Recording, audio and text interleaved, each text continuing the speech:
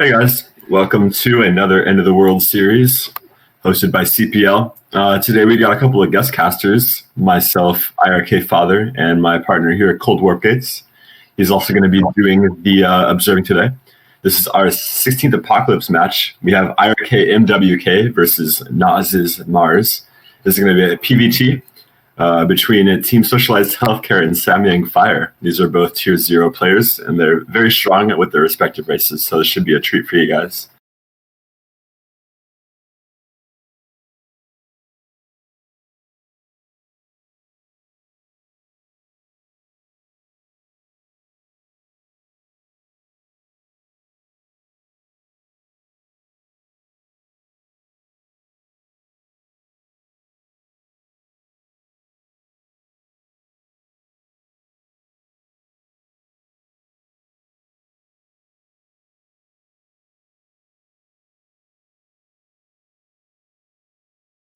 Yeah, and on the off chance that someone here doesn't know what CPL is, it's the Coach Pupil League.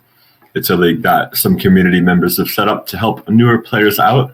We match up newer players with more experienced coaches and help them get started or keep improving. If you guys want to keep updated with all the happenings in the CPL world, come on and join the CPL Discord. Right now, we're just finishing the last week of the regular season, but playoffs are coming soon. So it's almost time to prep for the next season. If you didn't make it in this season, be sure to catch the rest of the CPL content for this season and participate in some in-between seasons events to help prepare for Season 6. Announcements about those will be coming out in the next couple of weeks. I just realized that my mic wasn't going to stream for the first part, so let's try that again. Okay. So yeah, if this is your first time tuning in, this is a showmatch series from CPL. It's not part of the regular season. These games are going to be played live, and we're going to observe them live. The map pool is just a bunch. It's basically just a ladder maps and some other standard maps, including one made by a foreign map maker, which is pretty cool. And the idea of this is to give players a chance to prepare for these longer series. There you go. And then what I'm supposed to say now is, if you enjoy what you see today, we have a lot more CPL content. I don't have the links for that on hand, but there is like a calendar with all these events. Later today on the Coach Pupil League Twitch channel, there will be the match of the week casted. That's going to be at 6 p.m. EDT, so about 5 hours from now. I believe Father touched on this. The next Apocalypse match is going to be Wednesday, June 3rd at 3 p.m. Between Kazooie and Beltzville. And then we do have a Tier 2 match coming up on the 6th with Rufus versus Martial. Just double check the stream. I'm not sure that we're getting any of our mics on there, actually. Should we do a little quick tech? This is a good time to do that. Are we getting anything? Let's see. I just opened the stream real quick and I couldn't hear anything. Anything at all? Okay. Oh, okay. Do we have a delay on there? Sorry? Is there a delay on there? That might just be what the issue is. Yeah, there's Okay, my bad. a 3-minute delay. Yeah. Okay. Hopefully they can hear something. Yeah. All right. Well, and that, I think we're done with the announcements. I guess we do have to shout out BSL and STPL. There's some other foreign leagues. Yeah, we are just getting into the BSL round of 4, actually. So I think this weekend we're going to start up the round of 4 games. So that's going to be super exciting. You're still in, right? I'm in Shovel League, so counts for something. But yeah, BSL Pro League round of 4 is coming up this weekend, so make sure to keep an eye out for that. Also, we have STPL, the never-ending team league, it seems like. We got Cakes running that, so make sure to check that out when it's live. Always some great games on some interesting maps. Exactly. And with that, we can get into our pre-series interview. Yeah, we got both the players in the call right here. We heard they wanted a little back and forth before the game started, a little opportunity for mind games. So we'll start with you, Maars. How are you feeling coming into this series? I'm feeling pretty confident. Before this, actually, when you announced that he's a Protoss player to PvT, I thought I was playing against a Zerg. So, you know what? It doesn't really bother me. I heard MWK is a bit older. He's pushing 35. So my goal is just to keep him busy, because I'm pretty sure his APM is going to be a little bit lower because he's getting old. I see. And MWK, your response to that? Well, he's not wrong though. I'm a very slow player. And yeah, I'm pushing 35. That's true. But I've been around for a while, so maybe I will do some 1999 strats you have never seen before. So who knows? Got to keep the Zoomers on their toes. Maars, so TVP is a matchup that a lot of lower level Terran players seem to struggle with. Have you found any ways to kind of compensate for that, or have you just been grinding through as best you can?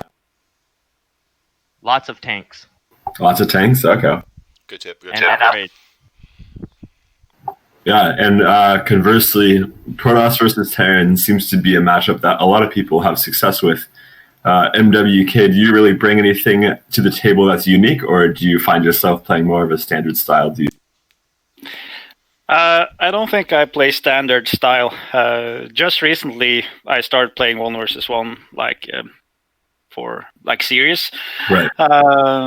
And I do not know any timings or anything, but quite decent 2v2 player, and I've been for many years. So my macro is good. I do struggle PvT though. Always done actually, but he makes a lot of tanks. That tells me he's probably gonna go macro and not so very aggressive. So I just have to cope with that. So we'll see. All right, very exciting.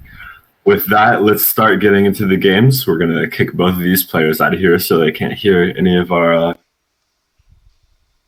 Our first map is gonna be In the Way of an Eddy. Big macro map, as Stromkarlen likes to say. Kick me, please. I don't know how to get out of here. How do I do that? I don't know how to kick you out either. I don't know. All right. We got it. All right, I think both the players are ready. Let's start getting into it. They are.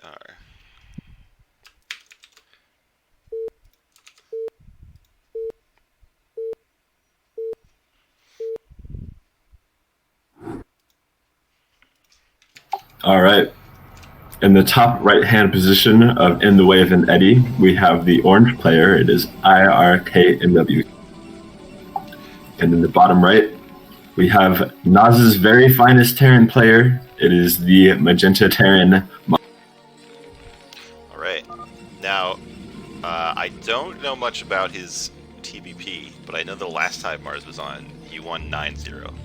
Yeah, that was a little bit of a blowout, but It was easy, a little bit more forgiving of a matchup at lower levels. So we'll see how he adapts to this matchup. Just a little backstory on both these players' teams. iRk, one of the older and larger European teams that's still around right now.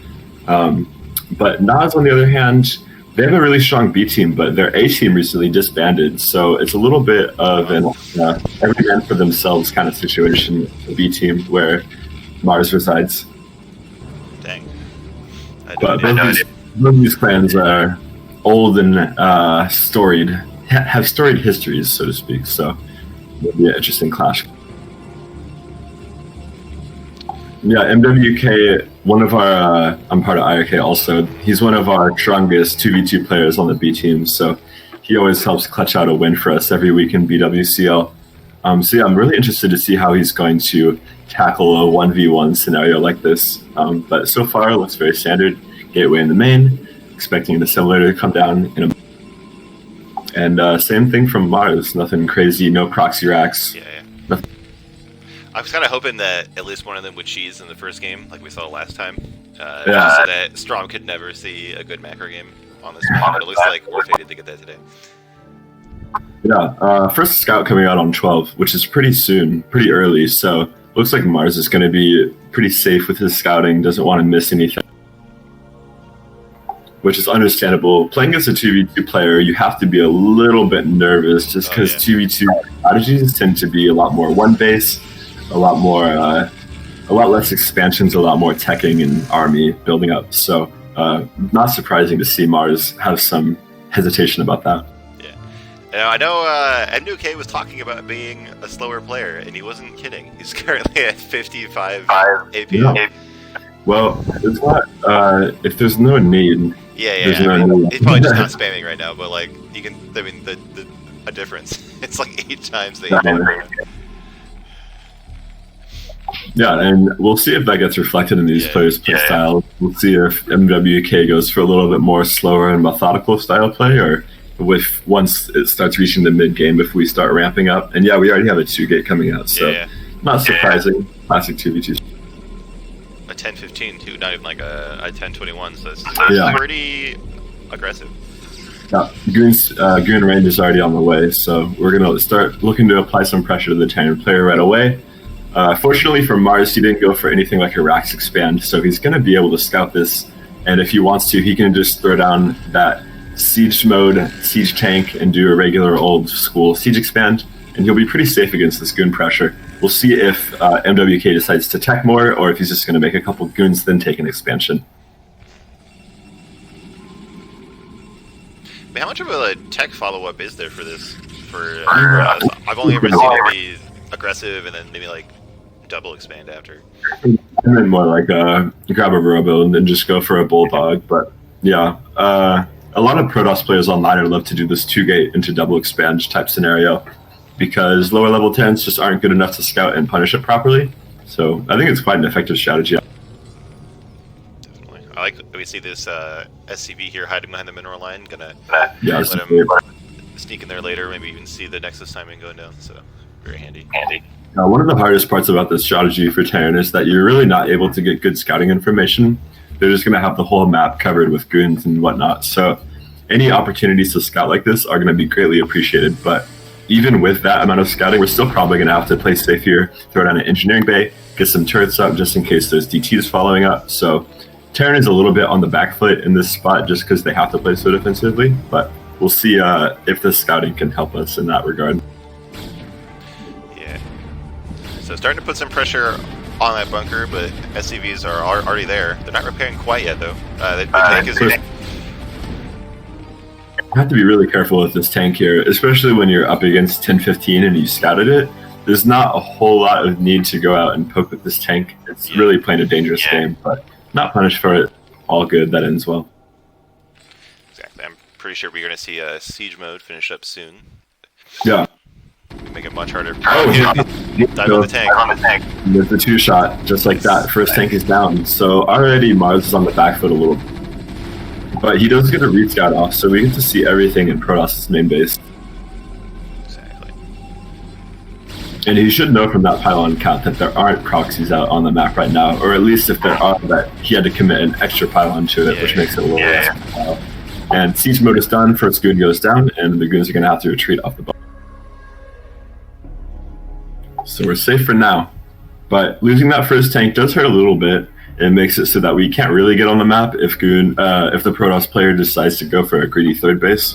We're going to be kind of holed up in our main for a while, but we have such great scouting intel with this SCV. I'm really happy to see. And a second factory coming down. I'm really surprised that we haven't seen any sort of detection coming down from Maars. No academy, no eBay. He just decided that he got enough scouting information done that he is convinced. There's no DTs coming out, and he's going to be right this time for sure. So, good play. Very confident in his scouting and his pylon counting. Yeah, which is always a hard skill to have when you're in the heat of the moment like that. It's so easy to second guess yourself and be like, well, there could be something out on the map. We don't know, but Maars confident with his scouting, and he's going to be rewarded for it. Protoss looks like it. Oh, it looks like we're getting a Stargate. So it looks like we're going to get some carriers from here, which I think is actually a great idea. Like I said, Terran is kind of hurt for scouting after this. He hasn't made an academy, so we're not going to see these carriers for several minutes. But it looks like we're going to lose a goon unnecessarily, which is really harsh. Protoss, once they start teching and transitioning into carriers like that, there is a large timing window where they're very weak. They're not able to produce heavily off of their gateways. They're not getting stuff like Reavers usually, so Protoss is going to be a little bit weak here, and losing extra goons like that is really just adding to the... Yeah, it's so hard. When you go for a carrier this fast, like, you are so broke. You get like 2 gateways, you can barely make you competitive, so you need every goon. It looks like just 1 Stargate for now. I imagine it's like the Fleet Beacon and see another Stargate, maybe. That's how I would do it, but did we just see the Fleet Beacon? There's a Fleet Beacon. Still no +1 weapons on the air, though. We'll see when that starts to come. Yeah.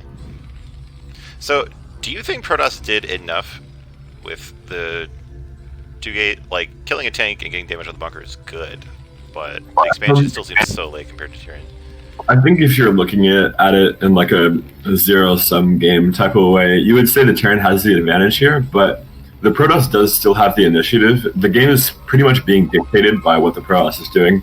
First, Terran has to respond defending to the goon pressure, and now we're going to carriers, which Terran has to respond to. But Terran's deciding to take matters into their own hands, going down to 5 factories. So we're going to see if Terran's going to be able to hit this timing window before carriers start to be a threat on the map, and I think MWK might be in trouble here. Yeah, I mean, we don't see the Observer is about to get into the Terran base, but what do you even do when you've already committed to 2 Stargate carrier and you see 5 factories in the Terran base? It's not cheap to invest that much, and it looks like Terran's getting ready to move out soon. The vultures are already getting produced, so yeah, I'm getting increasingly worried for MWK, but if he's able to hold this 5 factory aggression, he's going to be in an incredibly good situation. Terran's going to have to start investing into Goliaths heavily, which is cutting into their gas count, and only being on 2 bases, we don't really have a lot of gas to work with. Definitely. Terran has to give up a lot to get such a strong 5-fact push here. I'm a little bit curious because Maars decided to throw down his armory super early, so I'm wondering if we're going to wait for a +1 timing to move out here. If that's the case, it might almost be advantageous for MWK just because we're giving him a little bit more breathing room. I think if Terran realized that these first 2 carriers were not even out yet, but almost out, we would probably just be moving right now. Maars has no... Well, we do have scanners, but it looks like no scans have gone down yet. Otherwise, I'd expect us to be all the way across the map by now. We would realize that Protoss has about 8 goons. We have more tanks than he has goons, so... Feels pretty good. Yeah. Looks like he's about to move out. Goons are being annoying, but they won't be able to stop this push forever. No, certainly not. Although, I think the speed up was a little bit of a mistake. If we had just lined up our tanks and just moved across the map, there's nothing those shootguns can do to stop us. But MWK buying himself a little bit of time with that first siege. We'll see if he's able to transition that into a proper defense. Yeah, he's going to delay as much as possible if he wants to survive here. Yeah. The name of the game here is certainly delaying this push for Protoss, but with only this small goon count, I don't know how feasible that really is. We'll see if Maars overreacts to this and continues to siege up like this. If we're going to be leapfrogging tanks all the way across the map, these first 2 carriers are going to be out with interceptors by the time it gets here. So Maars in a little bit of trouble now, taking a little bit too long with this push, but we see the first 2 carriers out now. There's only 2 Marines here for ATR, but there's also like not that many fighters on each carrier yet. No, the interceptor count isn't that high. I wonder if the interceptor upgrade's even done yet, but there's going to be a constant drain on Maars' army as long as he doesn't have anti-air. These carriers are slowly but surely going to continue picking off tanks, picking out vultures, so there's a little bit of a timer on Maars until he starts reinforcing with Goliaths, and I just saw 5 vultures move out from Maars, so the Goliaths are just in production right now. So if MWK can hold on for just a little bit longer and start taking out these tanks, he might be in a great situation. Maars is already building turrets, though. Yeah. And then they get up right under the carriers. Yeah, there's no Protoss army left. This tank's just evaporated. All of the goons, all of the zealots are down. Probes are getting transferred back to the main, and we're certainly going to at least lose this next. MWK in dire straits here. Yeah, I don't know if you can pull a Stork and survive with carriers even after the intro does on 2 base. I've certainly seen bigger comebacks, though, in this matchup. Oh, yeah. But just these 2 turrets is already doing so much DPS to these interceptors. The carriers are forced to move up just a little. But this tank count looks like it might get reset from Maars, so MWK may have a small timing opportunity here to do some damage. Do you see the first Goliaths almost at the front here? But just as we say 2 more, 2 more carriers pop out. We'll see if we have enough money to keep continuing this interceptor production, though. You're down to 1 base. Yeah, one base is 4 not gateways good. and 2 Stargate carrier for 1 base. And that's going to be GG. Right. Quick 1-0 from Maars using the 5 factory to great effect. One of my favorite builds in the match. Yeah, that was great. He didn't even need to scout that game. It kind of just worked out for him. Yeah. All right, let's get into the map number 2. It's gonna be match point.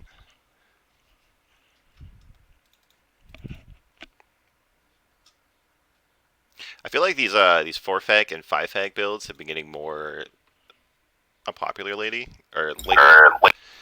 Yeah, it might be. I've been telling every single CPL that I have use it as long as you can, because that build is amazing.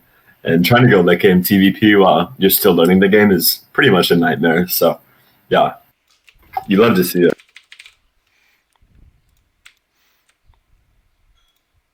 A quick 1-0 for Maars, but I wouldn't say that's necessarily indicative of how the rest of this series is going to go. Like MWK said, he's not super aware of these 1v1 timing attacks like this, so I think they're going to be used to great effect by Maars. But if MWK can start picking up on the scouting intel that he has and starts realizing these timings that are available, I think he's going to do great at holding them. Yeah, that almost seems like a build order win. I mean, like, there's more that could have been done to scout, but I don't really think it was, we're going to see games go that hard every time. Next map, I should say, is match point. Interesting map for TVP.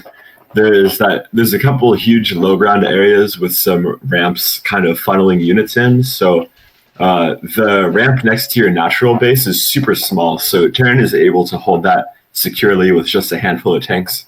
But as the Terran moves to take their 3rd and 4th base, it gets a little bit more difficult. Next to that 3rd base, which is a mineral only, there's a high ground ramp, which is not very much of a choke point at all. So Protoss can really funnel their whole army through there and do massive damage to Terran if they're not prepared.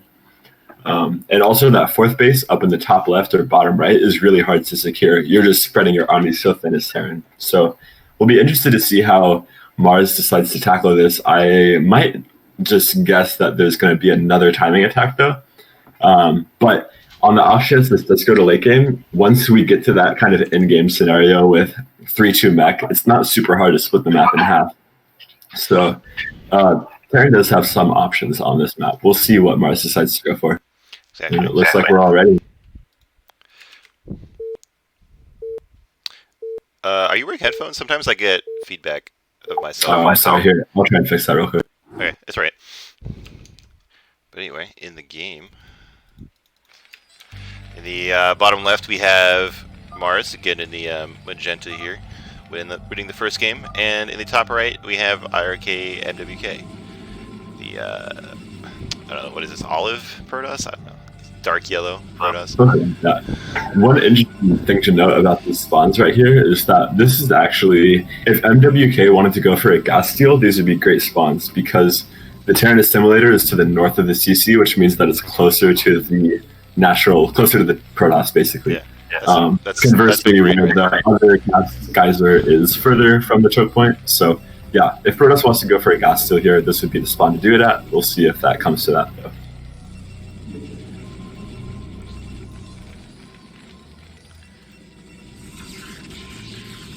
Like, now you probably have to send out the probe pretty soon. Oh, right when I say that, he changes his mind and sends that probe out.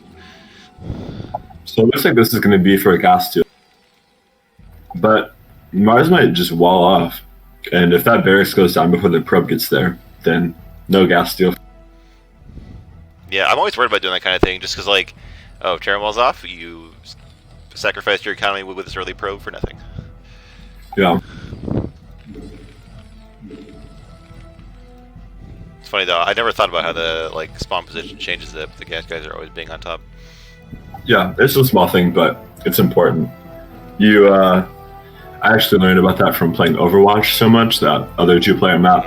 Protoss just love the gas steal in there, so when you get the unfortunate spawns, it hurts even more. But we do have a wall off from Maars, so no gas steal. We'll see if MWK, perhaps in frustration, just decides to the bottom middle and throw down a proxy robo or something like that, or if he's just going to cut his losses. Maybe he's going to sit here and wait for the SCV to rotate to the wrong part of the barracks, but it's not going to happen. It's going down.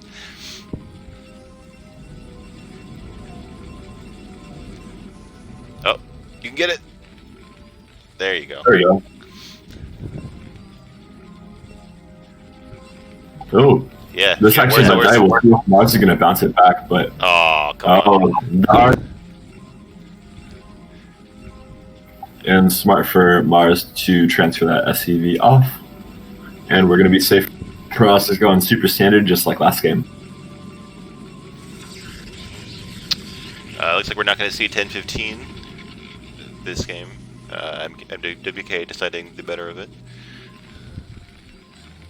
I was wondering if Maars is going to decide to use his advantage with this lack of scouting from Protoss and do something like a 2-factory, but he pulled his SCVs off gas, so it looks like it's just going to be good old-fashioned bunker. Yeah, if it worked last time, no reason to change it. Yeah. Certainly one of the most safe but also versatile builds in the Terran arsenal. Definitely. And he's got a scout in the Protoss base, so he's not worried about anything too crazy. That Jeepa went down to like 300 health. I'm impressed. That probe is a beast. Exactly. MVP probe.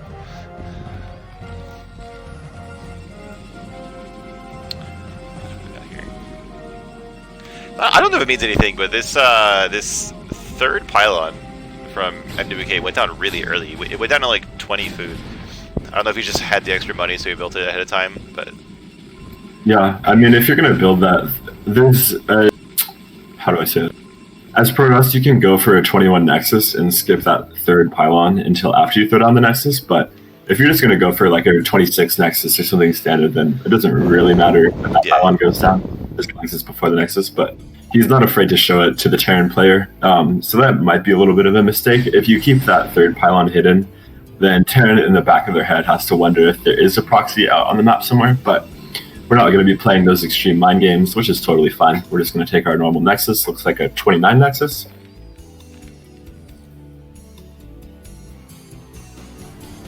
And there we go. All right. There we go. First goon waltzes across the map, takes a couple hits off the bunker, but I'm pretty sure it scouted the command center. Yeah, definitely. That's so important to do that, to actually like take the time to check the command center, because if it's not building, and you sit there with all your goons, you're gonna feel pretty bad when like a drop comes out or when a big 2-factory comes out. Yeah, I love doing 2-factory, but putting that bunker out in the natural anyways, just to fool the Protoss. Yeah, definitely lost way too many games to that.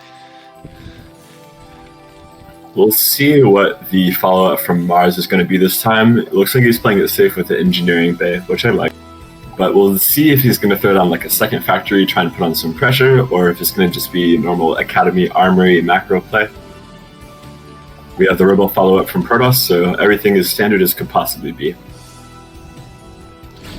It's going to be a lot more normal than last game. Still time for Terran to do like a 5-fac or something, but... Yeah. And Terran did decide to go for a siege expand here, so he's going to be a little bit prevented from doing any sort of mid-game aggression, but this keeps him very safe. The combination of siege plus eBay makes me think that he might be going for another 5-factory. Usually, if you're going for like a 3-base play, a lot of Terran players like to go for Academy and Armory, and then instead of getting this eBay, they're going to go for Goliaths and use that as their anti-drop defense. But if you're going to keep it a little bit cheaper like this, with just the eBay and siege mode, which are things you need to get anyways, it makes me think that he's saving up to go for a 5-factory push. We'll see if that decides to be the case in a few moments, though. That makes a lot of sense. I think actually he would want his second factory done by now, but this might just transition into a normal long macro game. Meanwhile, in the Protoss base, just doing very standard, pretty safe. 2 gateways and a robo. Yep. Nothing too, we can get a 3rd gateway, just even a bit safer. Nothing too indicative of which direction he wants to take the game yet. Yeah, I really like 3-gate obs. It's probably the most safe build that Protoss can do in the mid game, but also if Terran decides to go for a third base just off of 2 factories and we're non-stop pumping goons, there will be a couple opportunities we have to hinder or delay the taking of the third base. If Terran does any small misstep while capturing the necessary territory to take that base, we can just pounce on tanks and start killing them left and right. So not only is this a safe build from Protoss, safer against timing attacks like we saw last game, but also it is strong against quick expansion builds from Terran. It allows us to possibly put some pressure back on. Yeah, I've been doing 3-gate ups lately. Yeah. And yeah, it feels so strong like that. Like, it's safe and you get the chance to do damage. So, yeah, it seems pretty good. But we do see an armory out of Maars, and he's throwing down some defensive turrets, so looks like he's going to try and drag this out into a little bit of a longer game. We'll see if he throws down that third command center soon. Do you think... Looks like NWK is about to take his own third base as we speak. There you go. Do you think the strategy for Maars is a reaction to the map? Like the things that we were talking about in general? It seems like the longer that this game goes on, it's going to be better for Terran. Yeah, definitely if it goes into a super late game scenario, like I said, it's super easy for Terran to split the map here. I mean, there's only 8 expansions, so it's really going to be easy if Terran decides to do that. So yeah, I would not be opposed to seeing a more slow and methodical game out of Terran instead of trying to take super risky quick expansions. Just take it slow and steady, only take it when it's available, and just play an airtight defensive game. So yeah, that might be the strategy coming out of Maars here. Like we saw earlier, he went for that first eBay right after his first factory, so he's really not playing around with his defense here.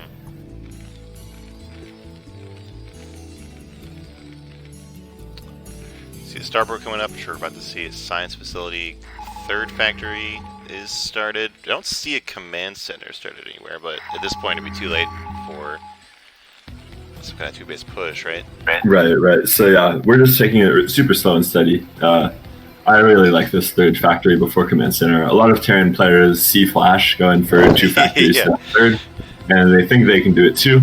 And they're right on some maps, but on a map like Matchpoint, it's a little bit more difficult to secure that third totally, so I'm not opposed to this at all. Also, if Maars has been diligent with the scouting, you'll see that the third base from NWK wasn't super early, so he must feel more comfortable taking a later third himself, just matching the pace of the Protoss.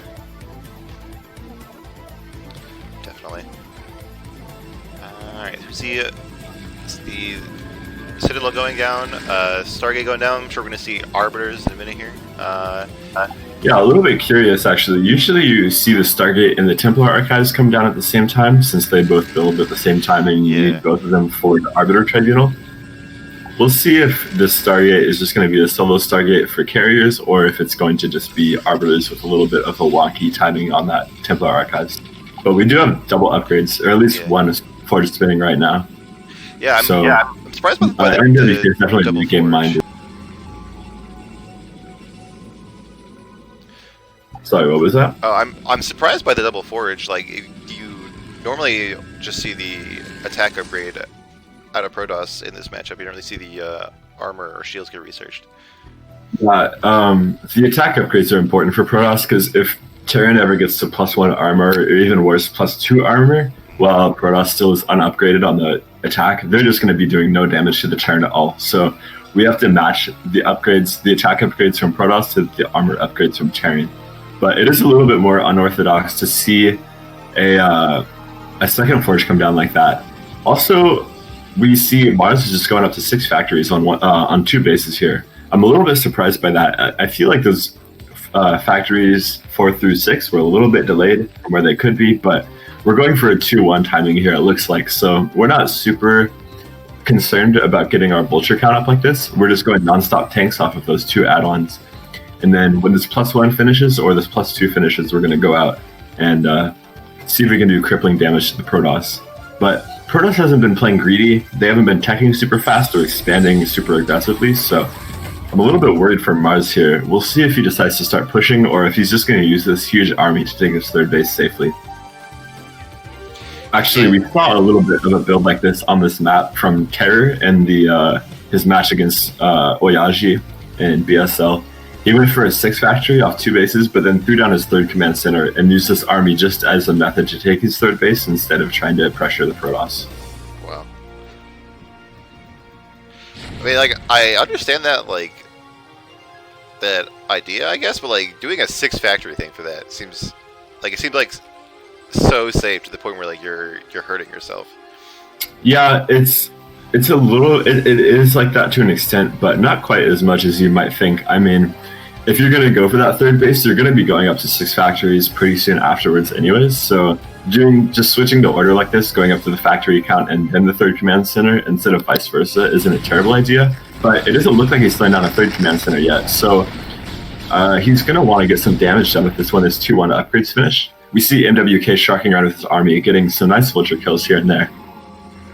And the longer this game goes on, the more that I'm concerned for Maars. We've taken our 4th base as MWK now, and it looks to be somewhat well defended with cannons, so we're going to need to see the full army from Maars come out here. Oh, but we do get a sick run by only 1 cannon defending, so we're going to get pro kills. Plenty of pro kills on this.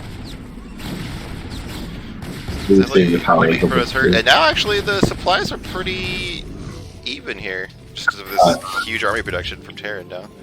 But look at this gateway count. MWK up to already like 13 gateways, it looks. Oh, yeah. 12, yeah. He's ready to max out as fast as possible. And we even say 2 Stargates, so it could be so a lot of arbors. At this point, MWK just needs to delay. Like, if he can get this army to siege up 3 or 4 times coming across the map, we're going to be maxed out. And not only that, we're going to have so many gateways, so when we start banking money, we're just going to be able to trade armies and remax like it's no problem. So we'll see how effective MWK is at delaying this push. We want to get those arbors out. We want to get that production kicked in. But it looks like he wants to take the engagement right now. Zealot's getting on top of the tanks. The siege is a little bit late. But MWK is forced to back off before the goons start falling. So all in all, it wasn't a terrible trade. MWK got to kill all of the vultures from Terran and delay this push significantly. Yeah, I feel like that's what you want as Protoss. Like, you want to trade Zealots for whatever damage you can get and then just run away. Yeah. And we saw a great move from MWK is that he traded all his Zealots away, but as soon as the goons started to take hits, he just backs off, makes the Terran unsiege and move across the map again and wait for another advantageous position. Definitely. And we see this like group of goons kind of like flanking here. Might come in from an angle that Terran does not expect. But that does let the Terran army get on this little high ground pod here above the 3rd base. This is an absolutely massive tank count. It looks like MWK wants to take the engagement now. Vultures aren't in the best position, but Protoss is attacking uphill into huge tank line. That is just not a feasible attack with that many Zealots. We needed like 10 Zealots, 15 Zealots to get on top of those tanks. First Arbiters popped out, but Stasis is a long way away. And it looks like we're going to lose this 3rd base from Protoss. But MWK trying to make a counterattack happen, if nothing else, just to cut off reinforcements. Like I said earlier, this is a really easy choke for Terran to hold with mines and tanks, and I think it would be a mistake. MWK wisely backing off here. And just the 3rd base coming down from Maars. I'm really liking how he's playing this. Yeah, like, super safe. Like, every possibility is crossed off. Yeah. There's definitely going to go down here. The 3rd base going down with no contest. We do have this arbiter. We have 2 arbiters here with 2 Stacys total. Oh, nice! Okay, nice Stasis. He's got 5 tanks. That's great. Yeah, this army might be are we going to capitalize on this? Here we go. 2nd Stasis, 4 more tanks, and now we're going to collapse this army. And we're going to lose everything here. There is no vultures to support. It is just a handful of tanks and then Stasis tanks. Yeah, so this whole army is going to go down. So overall, that feels good for Protoss, right? To trade 1 base for the whole Terran army. Yeah, it's hard to say. It looks like Maars is going to try and set up to defend these Stasis tanks, which I think is really smart. If he's able to save even just a couple of these tanks and wipe the Protoss army, he is in a commanding position. Here come the vultures. See if we can do it. Beautiful timing from Maars. He comes here right when the tanks start to unthaw. But tanks are still going down regardless. Nice mine drive from the UK. He's flanking this army from both sides. We'll see how this turns out. Mine's in a precarious position, blows up one of the tanks. Looks like this is going to get cleaned up, but the Protoss, no, it looks like, like 2 tanks are here we go. gonna Here we trade. got one more group. So overall, we got to reset the tank count from Terran, which is nice. But Terran is safely on 3 bases, and we're also just on 3 bases, retaking that 4th now. So we're really going to have to use this Arbiter advantage that we have to the fullest extent possible. If Terran decides to wait for like a 3-2 timing to push out, we need to make sure that we're going to have 5, 6, or even 7 stasis ready for that, which is a possibility. But we really need to see the stasis get used because that tech advantage is really the only area that MWK has an advantage right now. Yeah, and we even see a 4th base here for Terran with Nice about to get there. There is an observer there, but it looks like MWK is deciding to pressure the 3rd base. We already see some tanks and mines there, so I don't know how much damage he's going to get done. Yeah, it's not going to be good if he decides to move in here and it's wisely chooses to back off. But he dips back in. It looks like he wants to stasis these tanks and go for a full attack. A second stasis coming out. How many tanks does it get? The first one gets 2, the second one gets 1. We'll see if this army is big enough, but man, that is just not a big Protoss army at all. I think these vultures are going to be enough to fight. Yeah, until reinforcements can show up. We see a handful of zealots forcing the base to lift in the bottom. It's a nice double-pronged attack from NaS here, but he hasn't rebuilt his army yet. He can't really do that much in either front.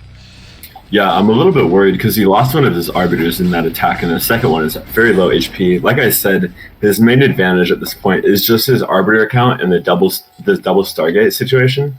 So if he's going to be losing his arbiters like that and using stasis somewhat ineffectually like that, I'm a little bit worried for MWK going into the late game here. And I'd really like to see him just commit some army to the south and take out that base. Like, letting Terran get a 4th base like this is just not acceptable at all. Oh yeah, like he even had units like right there. He decided to pull them back and regroup for this counterattack here from Terran, but I really feel like it would better just leave a handful of goons in that base. Yeah, I'm a little bit curious to see Maars moving out here, actually. It looks like he's going to try and position his army to secure his 4th base, which I like, but this might be a little bit too far forward. We'll see if MWK can punish this. Nice. Good stasis on these tanks. It looks like MWK is going to be able to collapse and take this army out. So a little bit too hopeful from Maars, thinking that we were able to secure that 4th base with a small army, and we're going to get punished for it. And now I'm starting to get worried for Maars. We've lost several tank armies here. We're losing all the SCVs to the 4th base. And in the meantime, Protoss has retaken their 4th base. It looks like it wants to take a 5th base. We're getting 2 arbiters at a time. So things are looking a little bit worrisome for Maars here. It looks like he's also going to lose his 4th base. Yeah, we even see a Templar coming out for Protoss, and I feel like those do best in these kind of like not maxed out engagements and these kind of smaller fights. So it's going to be even harder for Terran to make any progress here.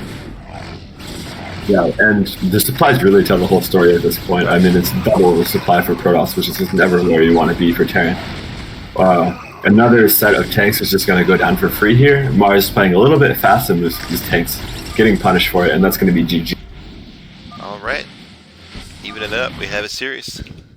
Yeah, I like it. Maars was definitely I think he was in an almost winning position once he killed that 3rd base, but he let the army stay there a little bit too long. He was unable to reinforce it with vultures, and as strong as tanks are, pure tank is not an effective army composition, and we saw that in action. Next up is Talcross. So what do you think about that? Everyone is a little bit confused to see in the CPL map pool, but good to keep the players on their toes, I suppose. Yeah.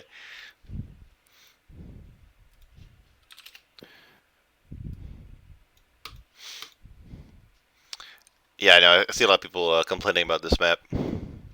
I haven't played that many times on it. It's the third map in a row where the main base is not on high ground. Yeah.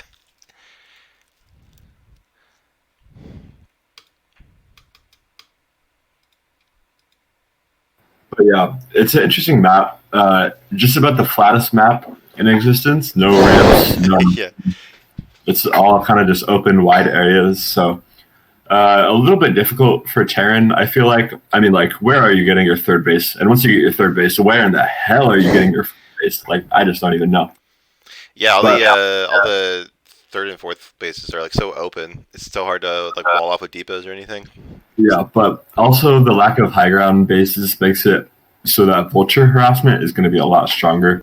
A lot of maps you can just wall off the high ground with like 3 pylons and you're totally safe from vultures. But with everything on low ground, we'll see how many probe kills we get this game. See, MWK is warming his hands, so as soon as they're warm, we'll get started.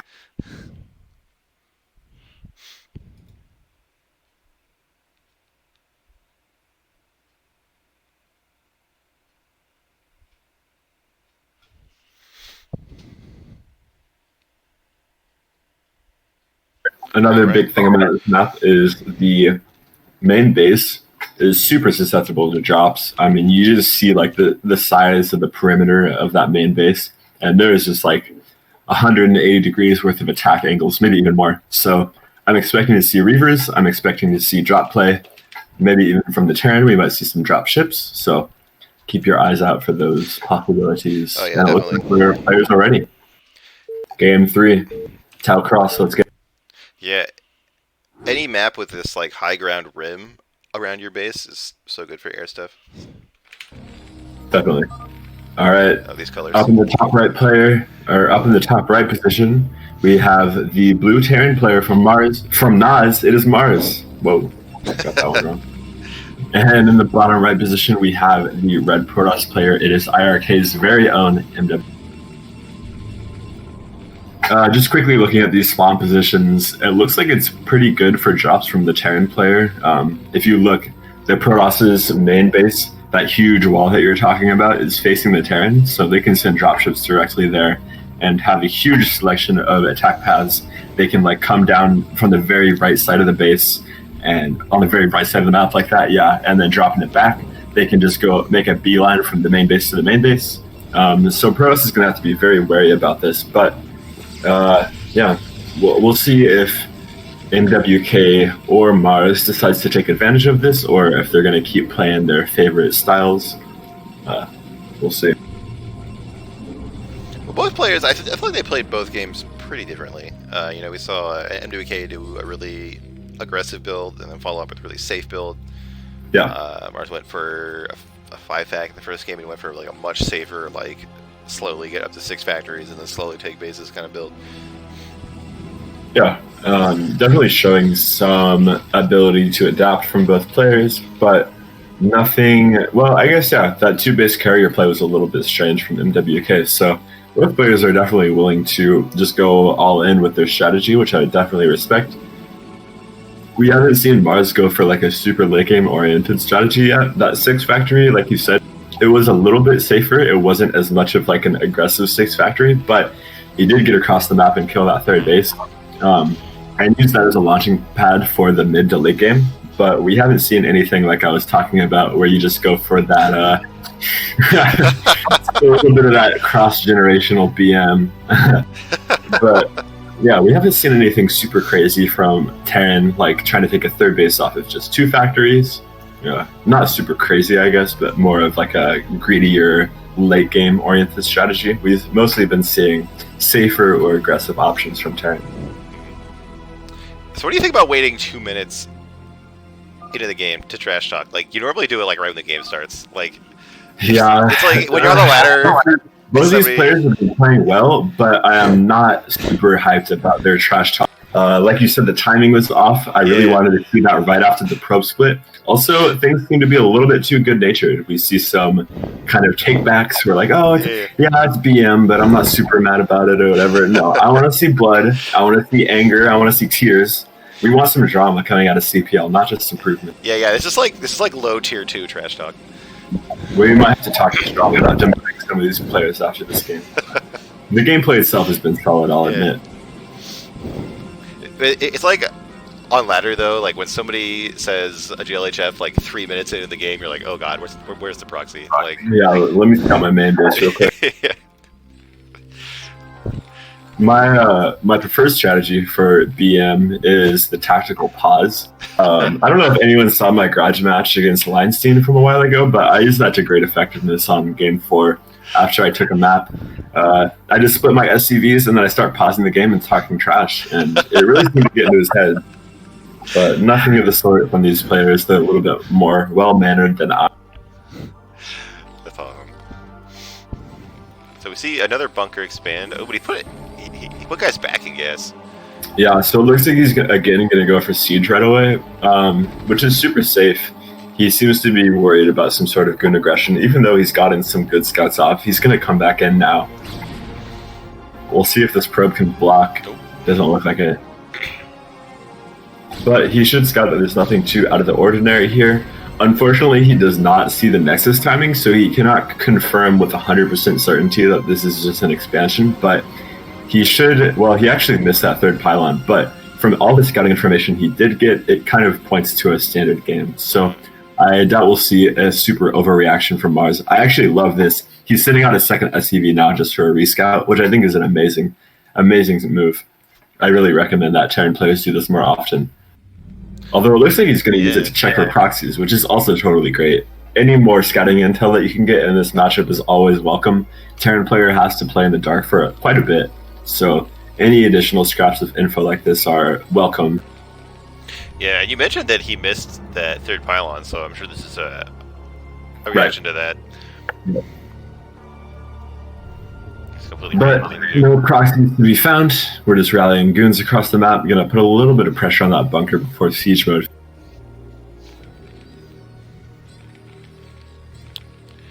Definitely. So we see, a really fast starport at it. Okay. Yeah. Yeah, I mean, this can only be for drops, right? What's that? This can only be for drops, right? Like. Yeah. So I'm interested to see if that upgrade on the machine shop was for siege mode. Yeah, it looks like it was. I'm a little bit nervous. I don't actually like this build very much. It looks like we're gonna go for, like you're pointing out, it looks like we're gonna go for a 1 vulture or 2 vulture, 1 tank drop. That'd be my guess. So we can abuse that high ground definitely, but I think just going directly for mines and speed with the vulture is a little bit more versatile. We're going to be able to get map control before we do the drop, but in this case we're just playing it super safe with the siege, and we'll see if this high ground siege tank drop is able to massacre the probes. Yeah, we do see a robo coming out, but it'll be for that observer first. But I wonder if you knew you're playing Terran on this map, you would just get a shuttle anyway, just so you can counter these drops. Yeah, it's most modern maps have been shying away from those kind of high ground rages for a reason. I mean, if you ever saw like Fantasy playing these maps back in the day, it was an absolute train wreck for Protoss players. But yeah, I'm glad to see that we still have some maps with some kind of janky map shenanigans like that. Yeah, I played like random custom games in like 2003. I know what tank drops on the cliff are like. Yeah, so like I said, we kind of gave up the possibility of having map control because instead of going for vultures with mines and speed, we went for tanks with siege, and now we're going for vultures with mines. So we're going to be flying this dropship blind across the map. We have no idea where the goons are. I mean, we saw a couple with that SCV scout, but we are flying this dropship blind. Blind is a bat with no echolocation either. So we're going to see, obviously, Protoss doesn't have goons on the map to intercept this right now, but this is quite a risk from Maars. He has no idea if an observer scouted this, and we have no idea where the Protoss army is. But it looks like he's going for the main base instead of that little natural drop area. Maybe he'll drop the vultures off and then bring the tank around. Yeah, he's going to try and tuck this as far back in the base as possible, siege up the tank, and then lay mines to make it hard for Protoss to attack. But this main base is so wide open that there's really no choke points you can abuse. We'll see how quickly the probes get transferred. The first tank shot, just 1 probe. But these vultures are getting additional probes. And the pull from Protoss is a little bit late. But in the long run, this drop is going to get cleaned up. Took out maybe 5 or 6 probes, so it wasn't a complete waste. We kept the dropship and we kept the tank, which are the 2 most important parts. And we did cause some chaos in the Protoss main base. You can see that the Protoss player is floating 800 minerals now.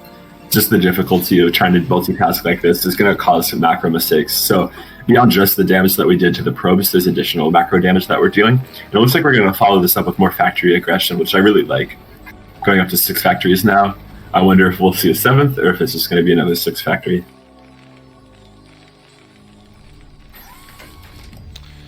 He hasn't made up his mind yet, but you see this SCV here waiting. The third base. No, these are 6 factory.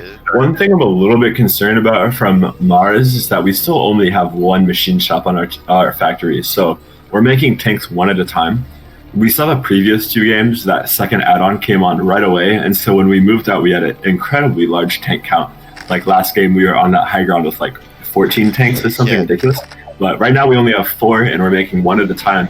So if he moves out right when these factories finish, which is kind of like the default time to start moving for Terran, he's going to have like 7 tanks, 8 tanks maybe, but a little bit more vulture harassment coming out, getting more probes, always a welcome sight.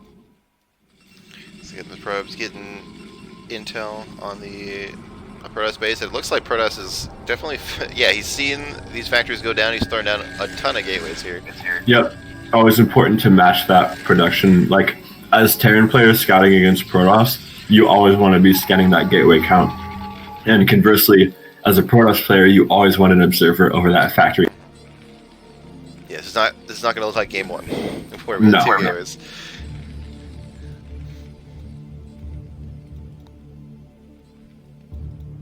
Like another fast forge from the Protoss too. Like he got this forge before the drops were even in his base. He just likes these upgrades, I think.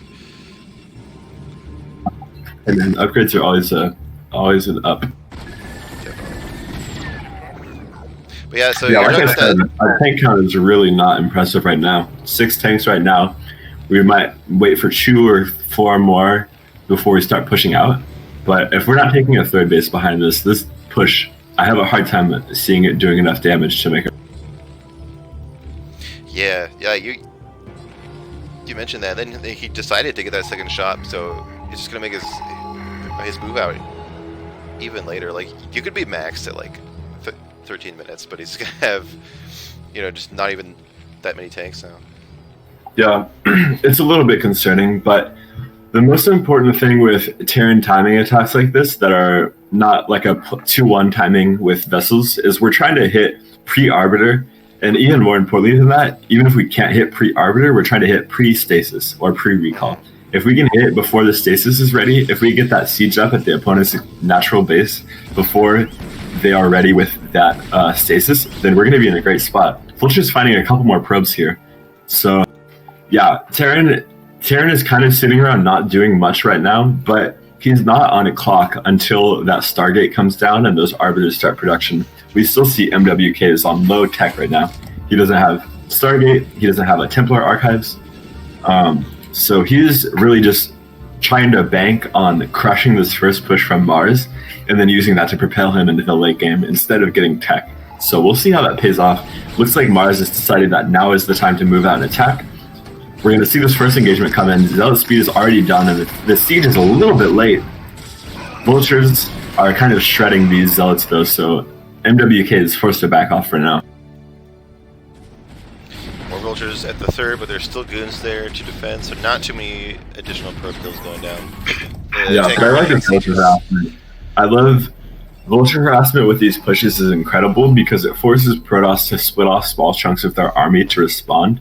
And if they pull too much army, then their main army is too weak and we can fight it. But if they pull too little, then that Vulture harassment's obviously going to do huge damage. Exactly. Can you check the upgrades on Terran real quick? I think we're just 1-0 right now, right? Yeah, it's just 1-0 and then 1-0 for Protoss. So we're taking this push slow and steady. There's a lot of buildable terrain on this map, so if we want to start setting up turrets with this push, that's definitely an option. Those flanking mines on the side are doing so much to delay the goons from getting on top of the tanks. And MWK is either going to have to back off or he's going to lose all of his goons right here. Good decision to back off right there. As soon as the Zealots get evaporated, we really have to start moving back. And I'm getting increasingly worried for MWK. Like I said, he really has no tech behind this. We have no future options. Our main strategy here was to absolutely decisively crush this push, and then we can do whatever we want. But so far, it doesn't look like we're going to get that decisive victory that we're looking for. These tanks slowly leapfrogging across the map. MWK really not a hand on supply the way he should be. So I'm getting increasingly worried for NWK. And once Maars takes a defensive position at his natural base, he's forced to engage, and that's never good for Protoss. Here comes the Zealots now. We're able to get on top of the tanks, which looks like a good engagement. The first line just gets blown up, but does Protoss really have enough units to continue attacking here? Big mine, this is close. Yeah, it's a really close fight, but I think looks like the goons are going to go down. With that siege tank volley, we're forced to back off. But we have evaporated all of the vultures, so the tanks are forced to unseed with no additional support, and it looks like Zealots are going to get on top of these tanks, which is pretty good for NWK. We might be able to hold on for a little bit longer.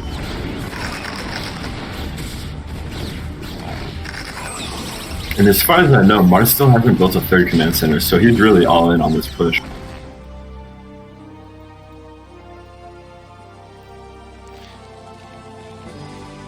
Yeah, still just Yeah, 6 so factories we here. need to do quick damage with this push. And if MWK is able to survive, even if it's just barely by the skin of his teeth, he's going to be in a strong position.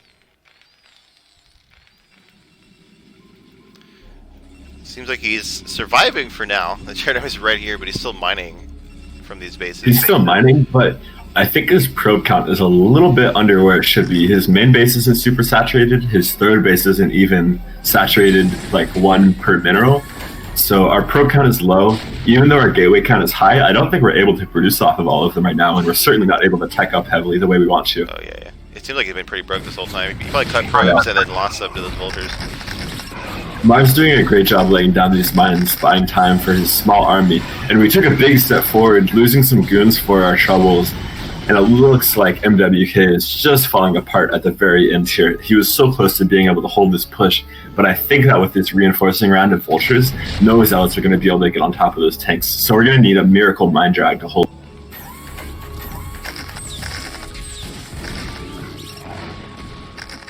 Here comes what might be the last engagement of the game. Vultures are just evaporating these Zealots right now. Okay, And even though we only have 3 tanks, I just don't see MWK breaking it.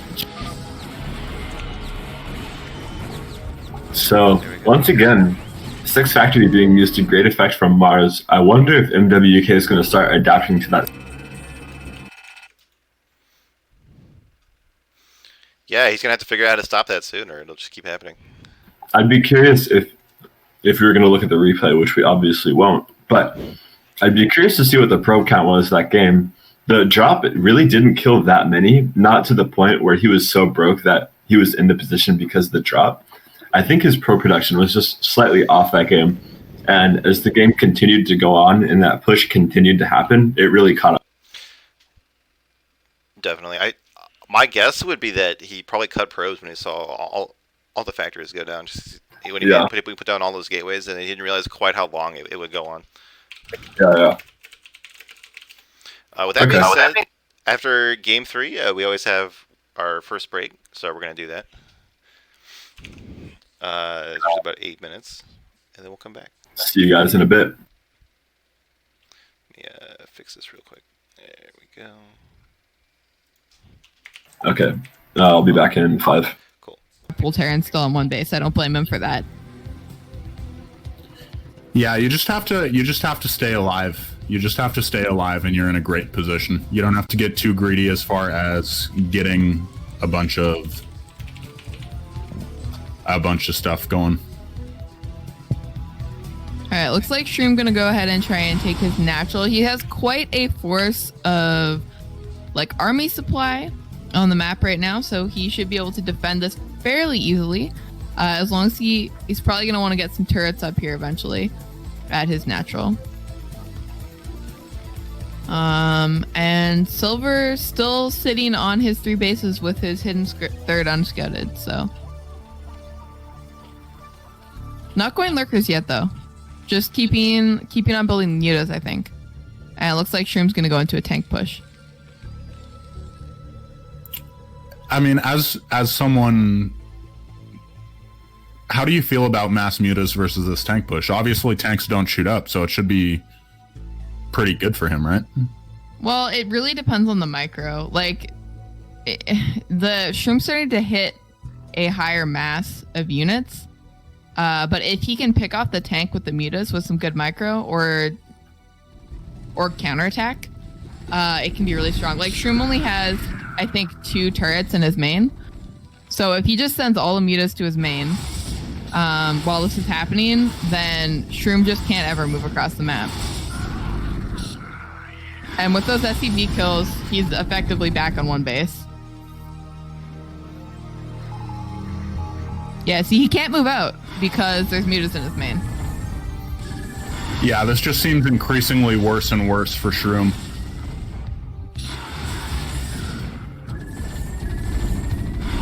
Yeah, I mean, it all depends on the muta micro, of course. But I think Silver's doing a pretty good job so far. That wasn't ideal, but that's okay. He is losing some mutalisks. But he does also see the tank, which is important for Zerg. You can always put up forward sunkens to delay the push.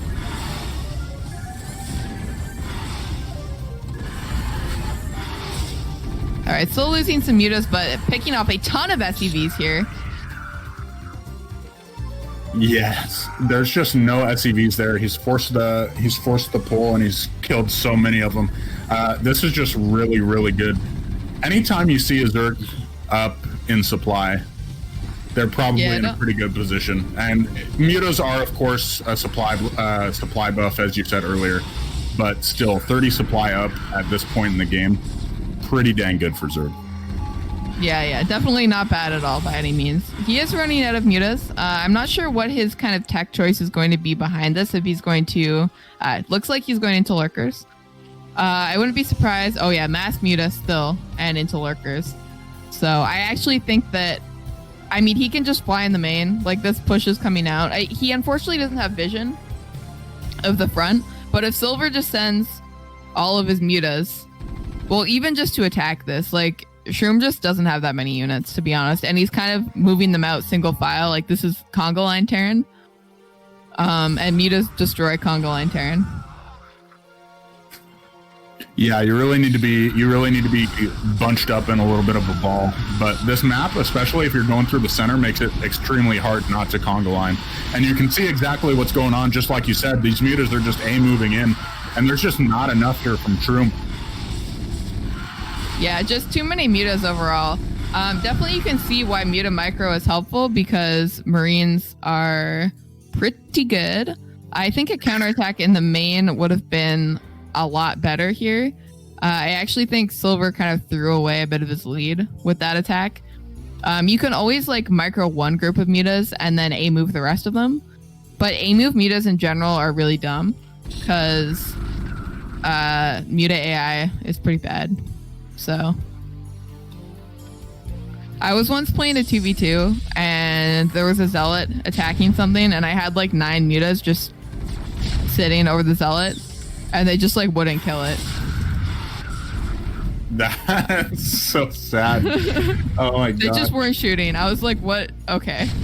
I complain about Dragoons, but at least Dragoons don't cost 100 to get countered by a unit that has 50 minerals.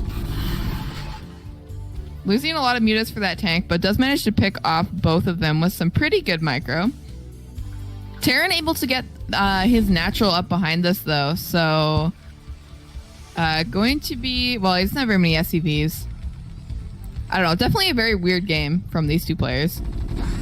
And Shroom still doesn't know about the third base. I'm almost positive. Yeah, the longer this third base survives, I mean, without any kind of pressure at all, without forcing Silver to go try and defend it, obviously the better and better this gets for Silver. Right. See, this play I like a lot. Just put the mutas where Terran isn't.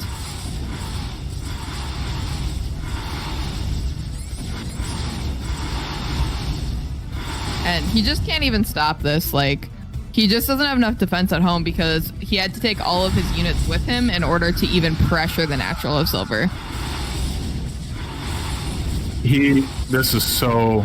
The big advantage to Zerg in any matchup is the mobility that you have with units like the Mutalisk, units like the Speedlink, and Silver taking full advantage of that right now.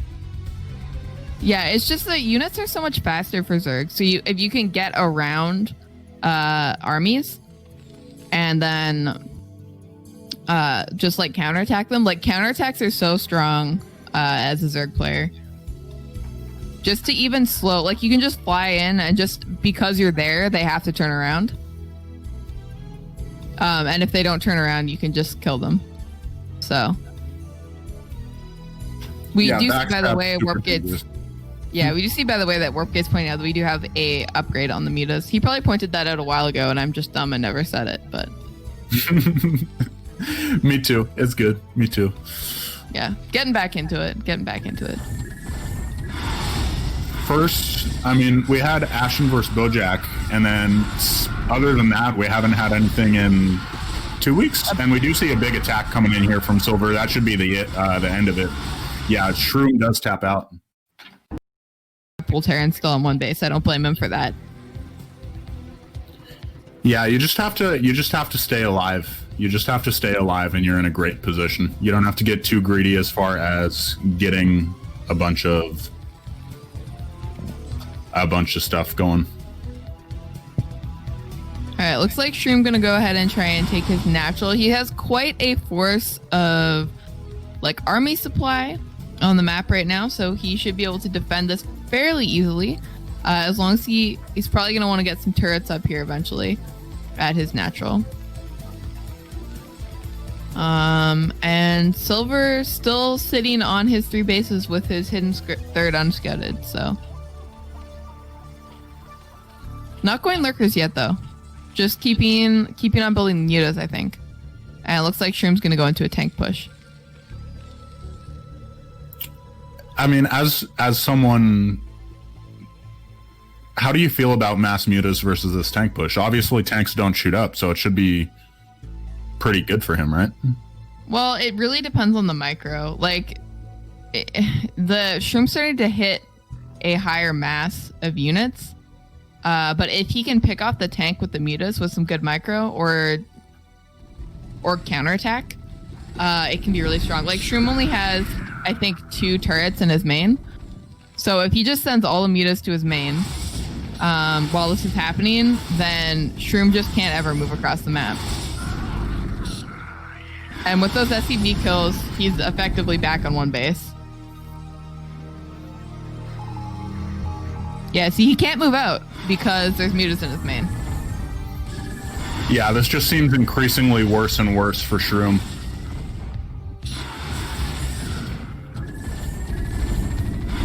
Yeah, I mean, it all depends on the muta micro, of course. But I think Silver's doing a pretty good job so far. That wasn't ideal, but that's okay. He is losing some mutalisks. But he does also see the tank, which is important for Zerg. You can always put up forward sunkens to delay the push.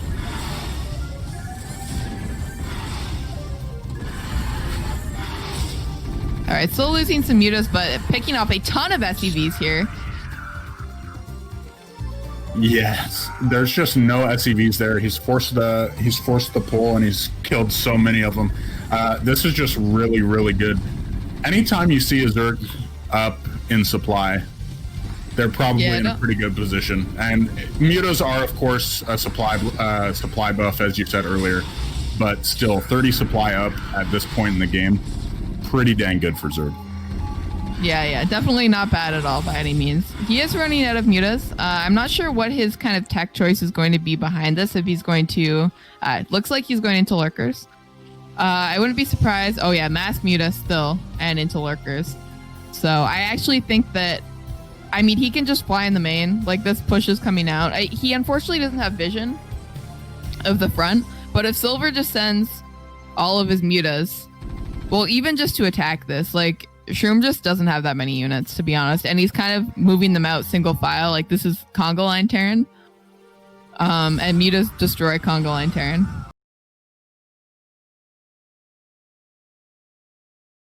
All right, welcome back, guys.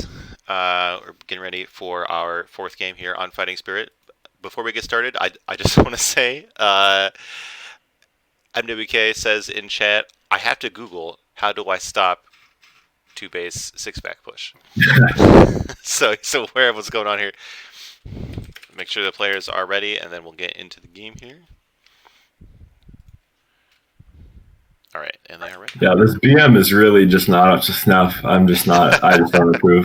If these were players from Passion Daddies, they would have been well versed in this kind of BM. Exactly. That's what we're best at. Yeah. That and being second place. Exactly. So on the top right here, we have NWK playing as the orange Protoss, and in the bottom right, we have still as the magenta Maars. Okay, so we're on Fighting Spirit, and we have north spawns with the Terran being in the southern position. So this is great for Terran. His third base is going to be far away from the Protoss. Imagine if these situations were reversed and Terran had to take that 3 o'clock base as their third. Protoss could just non-stop rally units to it, so this is a much safer third. But we have seen Maars go for all-in plays the last 3 games, so we'll see if these good spawns are enough to dissuade him from going for a 4th, or if he's just going to force MWK to figure out how to deal with it straight up. If it's not broke, perhaps you don't fix it. Oh, we do have a pause. Yeah. Speaking of being broke, we're going to pause the game.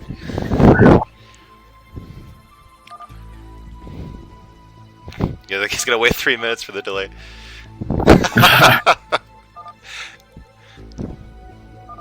Alright, there you go. Back in the game. Yep. So yeah, Protoss probably gonna have to take that 12 o'clock base as their third base. The 3 o'clock is so risky. It's so close to the Terran player. Yeah. So it's not ideal spawns for Protoss, but as the game goes on, the Terran player is gonna be able to split up the map pretty nicely if he decides to go for a late game play. But I don't even know why I'm saying that, seeing as we've seen 2 base all-ins the last 3 games. Exactly. And we see like this gateway a bit forward, and we see the pro scouting after gateway. So I feel like NWK is gearing up to do something aggressive. Yeah, might just be a zealot first, put a little bit of pressure. But yeah, I like how Maars is playing this. He's really one of the struggles about Terran versus Protoss is that you really don't feel like you have the initiative a lot of the time. Protoss gets to a certain extent decide the pace of the matchup, but if you go for these really extreme strategies that Protoss are forced to respond to, you kind of get a little bit of a role reversal where you're able to dictate the pace of the game. And so at some point, if Maars decides he wants to start taking these games later, it's going to be in a situation where MWK is able to not play as greedy as he may have wanted to, because he's already primed to that knowledge that Maars is more than willing to go all in. So once Maars decides to play a 3 base game, he's going to be able to do it in a much more advantageous spot, most likely. Yeah, that's definitely a good way to play a series versus playing just like 1 or 2 games with somebody.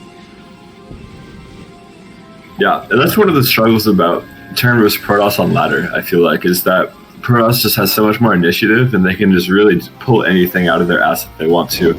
But in these series, you get to see how the mind games start to impact how these players play, what strategies they decide, and especially a best of 9, or not even a best of 9, it's a 9-game series. We're playing all 9 games here. So we're going to have these players be well acquainted with each other's play styles by game 9. So we'll see how these players adapt to each other as the series continues. Definitely. Everything looking super standard so far, though. Terran got off a nice scout, saw the pylons, saw the gateway timing, sees that nothing is amiss at all, and it looks like MWK is going for a quick 20 Nexus, which I like. A little bit earlier than the previous ones he's been taking. He hasn't been going super heavy on the goons this game. So probably not going to put any pressure on Maars, but he's going to get that nice economic advantage. Yeah, Maars is going to sneak in here with this scout like he's done, I think, just about every game. He knows how to hide that and get in there and get important information. Going to get the exact Nexus timing. Going to see exactly what's going on here in the Protoss base here. Yeah, a little bit weird of a SCV scout timing. Usually, Terran players wait until about 4 minutes to come re-scout the natural, just because 4 minutes is just about the latest Nexus that will go down with a normal gate expand build. But the fact that Maars came in early like that meant that MWK wasn't prepared. His goon wasn't in position to block it, and so he did get a full scout off. However, it was so early that he didn't see what tech MWK was going on after this Nexus. So some pros and cons to it.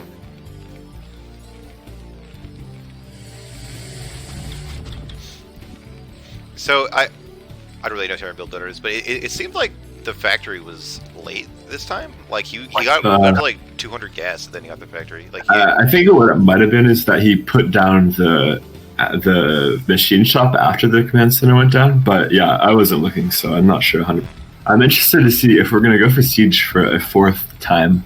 I would really like to see him start mixing it up with the mine plays. Because as it stands, MWK is just able to come out here with his goons every single game and stand here without getting punished. If we went for vulture mines, we might be able to punish these goons for being so far forward. If we could slip out some vultures to the south position and then run up behind the goons and lay mines, we'd be able to punish MWK for just rallying nonstop to our front. But we're getting a little bit predictable with our opening here, so we're getting punished for it somewhat. But we do have a second factory coming down just immediately after the command center, so looks like we may be gearing up to put on some quick 2 factory pressure. But we also have an armory here, so this could either be just another +1 6 factory push, or it could be gearing up for some pressure now and then a late game third base play later. But just due to these players' history and the fact that we're getting that gas so quickly, it looks like we're going for another 6 factory play here. Yeah, Maars is really like he's had a couple of different ways of opening into the same idea. Yeah. This is really similar to the Terror versus Oyaji series, actually, because Terror was, I don't think he didn't go for a third base before 5 or 6 factories for the whole series. He was just committed to this pressure, but it was the same way as Maars. Is like some games he would go for drops, some games he would just play passively. So he tried to, he wasn't mixing up his whole gameplay strategy, but he decided to mix up how he got there a little bit, just to keep the other player on his toes, which is great. But we are getting just a little bit one note here for my liking as Maars. So as long as it works, don't fix it, obviously. But at some point, you're going to get diminishing returns on this build. But yeah, like I said, it looks like we might be going up for a little bit of 2 factory pressure, which I do like quite a bit. Yeah, this is definitely different. We see like NaS was on 1 gate for a long time, and he's still getting his third base. He's up to 3 gateways now, but not that many he's alive yet. Yeah, and we were almost able to punish these goons for being so far forward. One of them goes down, almost able to trap them with mines, but not quite. And MWK's money's getting quite high, so it looks like he's under this pressure quite a bit. We'll see if he's able to respond properly. He has 3 gateways, so he's able to get out a good goon count, but this siege mode is already done. And so we're just able to leapfrog forward. We already got a setup position right outside their bridge, so this is already looking somewhat disastrous for NWK. This looks like half of my ladder games. Like I stir up and they're just tanks right outside my natural. Yeah, we saw those goons were going down to the third base position to maybe scout or something, but they're out of position. Here comes the pro pole though, and we get a pretty good service area on that first tank, taking it out quickly. Second tank goes down after a little bit more trouble, and it looks like we're going to get this third tank too. So for the time being, this push is stopped, but we did lose quite a few probes with that pull. And we don't have much of map initiative right now. I would have loved to see a vulture go up to 12 o'clock and either just check for a base or get those 2 free probe kills. But if nothing else, just a scout. Yeah, I mean, like, as Maars, like, you have to know that's where Protoss is going to be gearing up to take their third. Yeah, and with these early 2 factory after command center builds, it's not necessary for you to do crippling damage to the Protoss player. A big part of why the build is so good is that you're able to get map control, and then you have vultures on the map. And so goons can't just willy-nilly walk across the map with no map knowledge, because they might just get backstabbed by speed vultures at any second. But we really didn't use the opportunity as Maars that we had to get that map control. But as I say that, 3 vultures are crawling towards the 12 o'clock base, and there's really no wall to stop them from getting in there. We'll see how many probe kills they're able to get, but there are no goons here to defend, so all the probes are going down for sure. Great move by Maars. Definitely.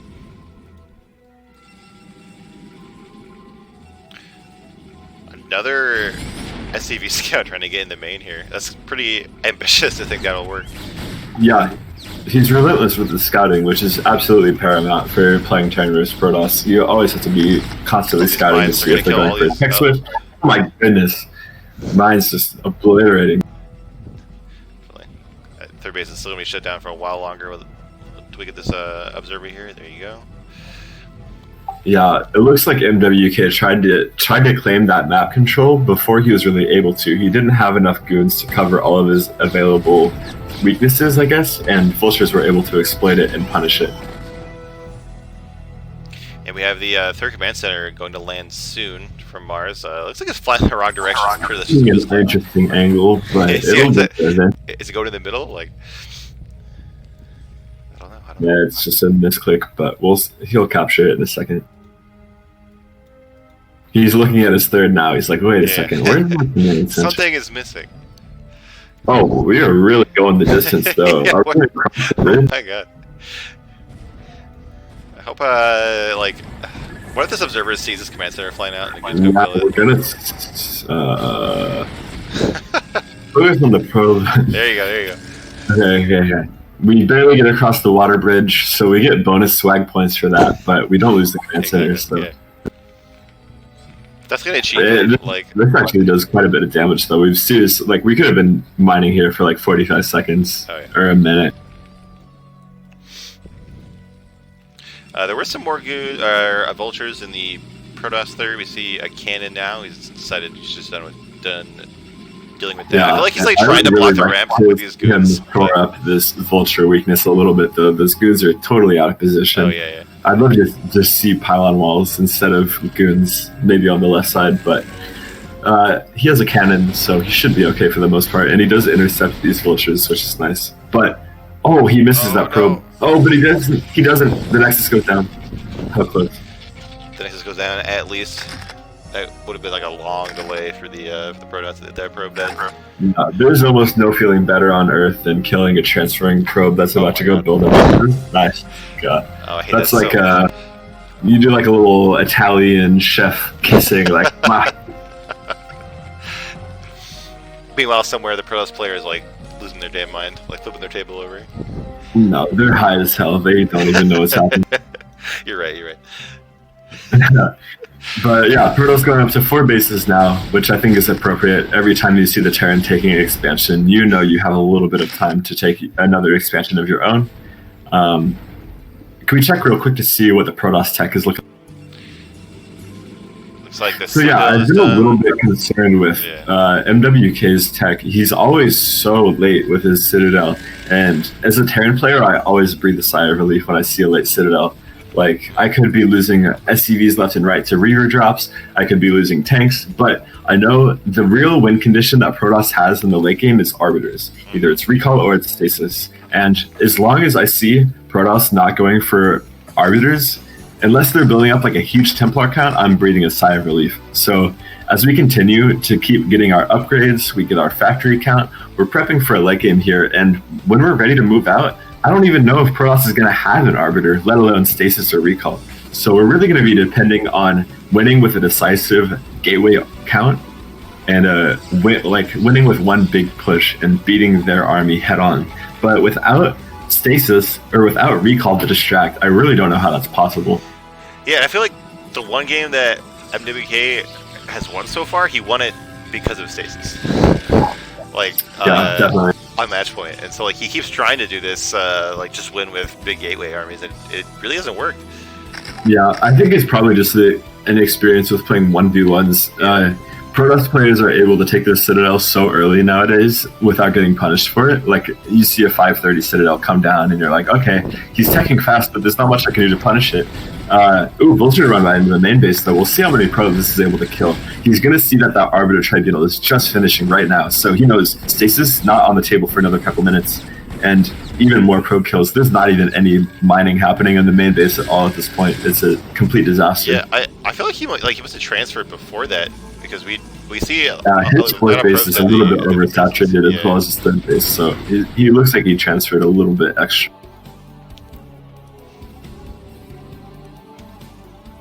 So I'm getting concerned for MWK here. We need a way to beat this 2-1 timing push in a decisive manner.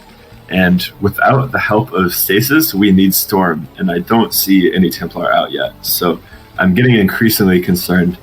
As this Vulture harassment picks up at the 4th base, we're getting just pulled out of position left and right. We're going to be able to kill this cannon, and we need Goons here to defend against this. Otherwise, all these probes are going down. And Goons just aren't going to be there in time. More more probes die here. Yeah, this is an absolute disaster. Maars showing that he doesn't need the 6-fact to win. Yeah, it's good to see him change it up.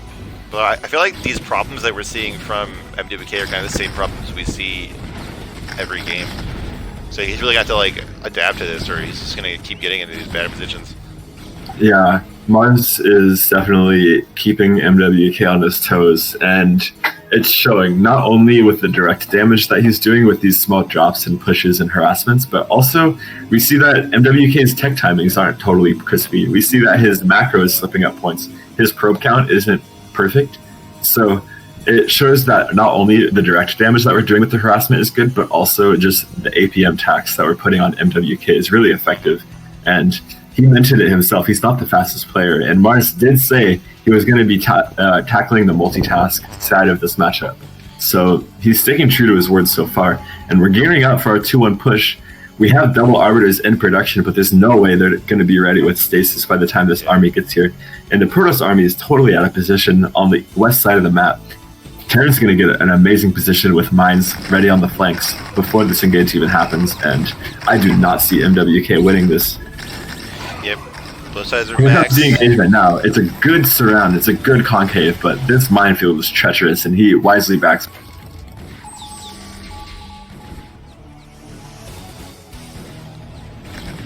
Some more vultures trying to get here towards the main, but they get stopped. Anything to pull units out of position is great here. And Terran army We're just getting such a further good and further position with away. these tanks. Zealots are getting bled off here. Alright, looks like MWK is finally pulling the trigger, but all the Zealots are in the back behind these goons. Tanks are getting The vultures are a little bit far forward, though. We see a lot of them going down for splash damage, friendly fire, but there are just no Zealots getting into that tank line. As I say that, a couple reach, but is that going to be enough? It looks like the tanks are taking a lot of friendly fire damage, actually, and the vultures are totally out of position. Goon's making an attempt to dive on the tanks, but it just doesn't look like there's going to be enough to take it out. And with this remaining force and these vultures ready to lay mines at this choke point, there's no way for NWK to get an army out onto the map at this point. I like how we keep there's saying one these DT. DTs come out and get sniped by these scans. Damn. Noosh from orbit with that scan. Exactly. I actually like him tanking this third base also. Yeah. Mars' plan here is just, he's going to set up a super hard contain with these tanks and vultures, and then he's going to split off tanks to go kill these remaining expansions. So as long as he doesn't allocate too many units away, and it looks like he may have, he's going to lose this contain for now. Mars pulling back units, desperately trying to reestablish this contain, which is really his win condition here. Yeah, And it looks like stasis is about ready to get used, so we'll see if some miracle stasis are able to turn the tide of this game. One EMP goes off though.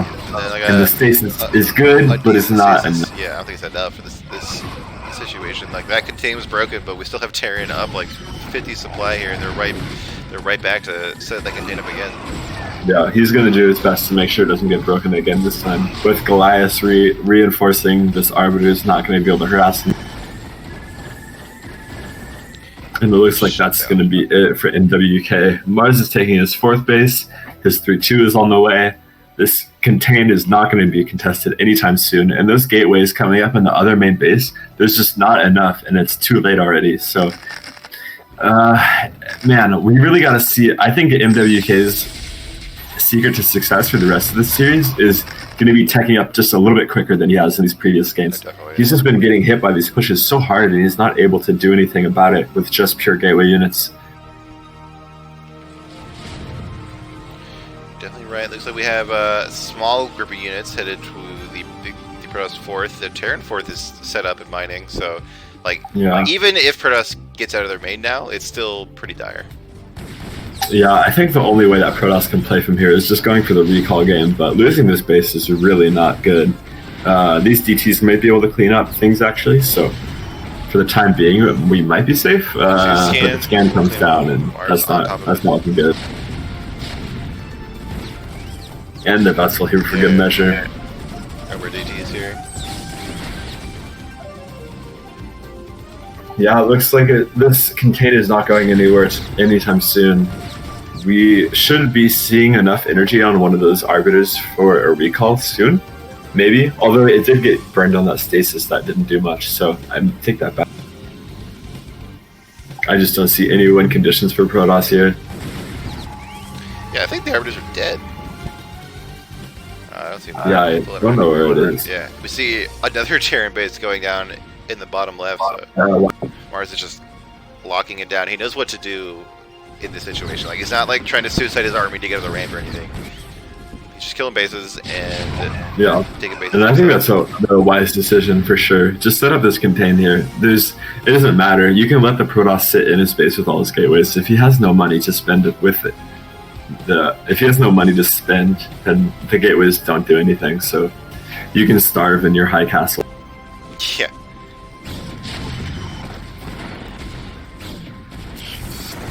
Third base for Protoss going down here.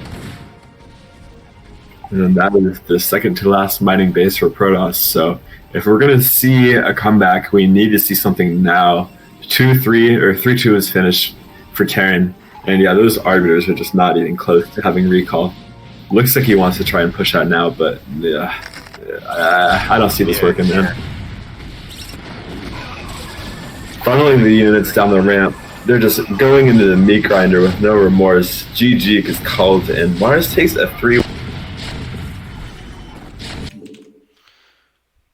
Well played from Maars. Definitely. All right, I hope NWK can adapt here. Yeah, we'll see. He's a smart player, so I think he's going to start getting the hang of it. And moving on to Overwatch, this would be a really strong map, I think, for MWK if he wants to go for something like Reaver Harass, if he wants to go for maybe some DT drops, or if he wants to go for carriers. Those are all good options on this map. Even something like proxy gates, maybe even proxy gates in the opponent's main base.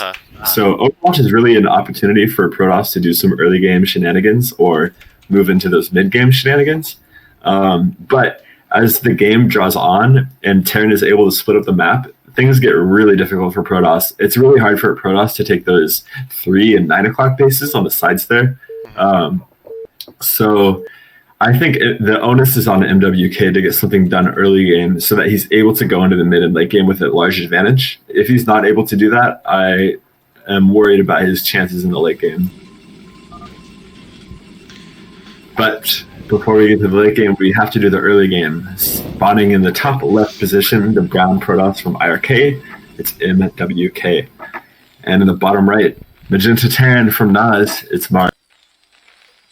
Once again, good spawns for gas steel.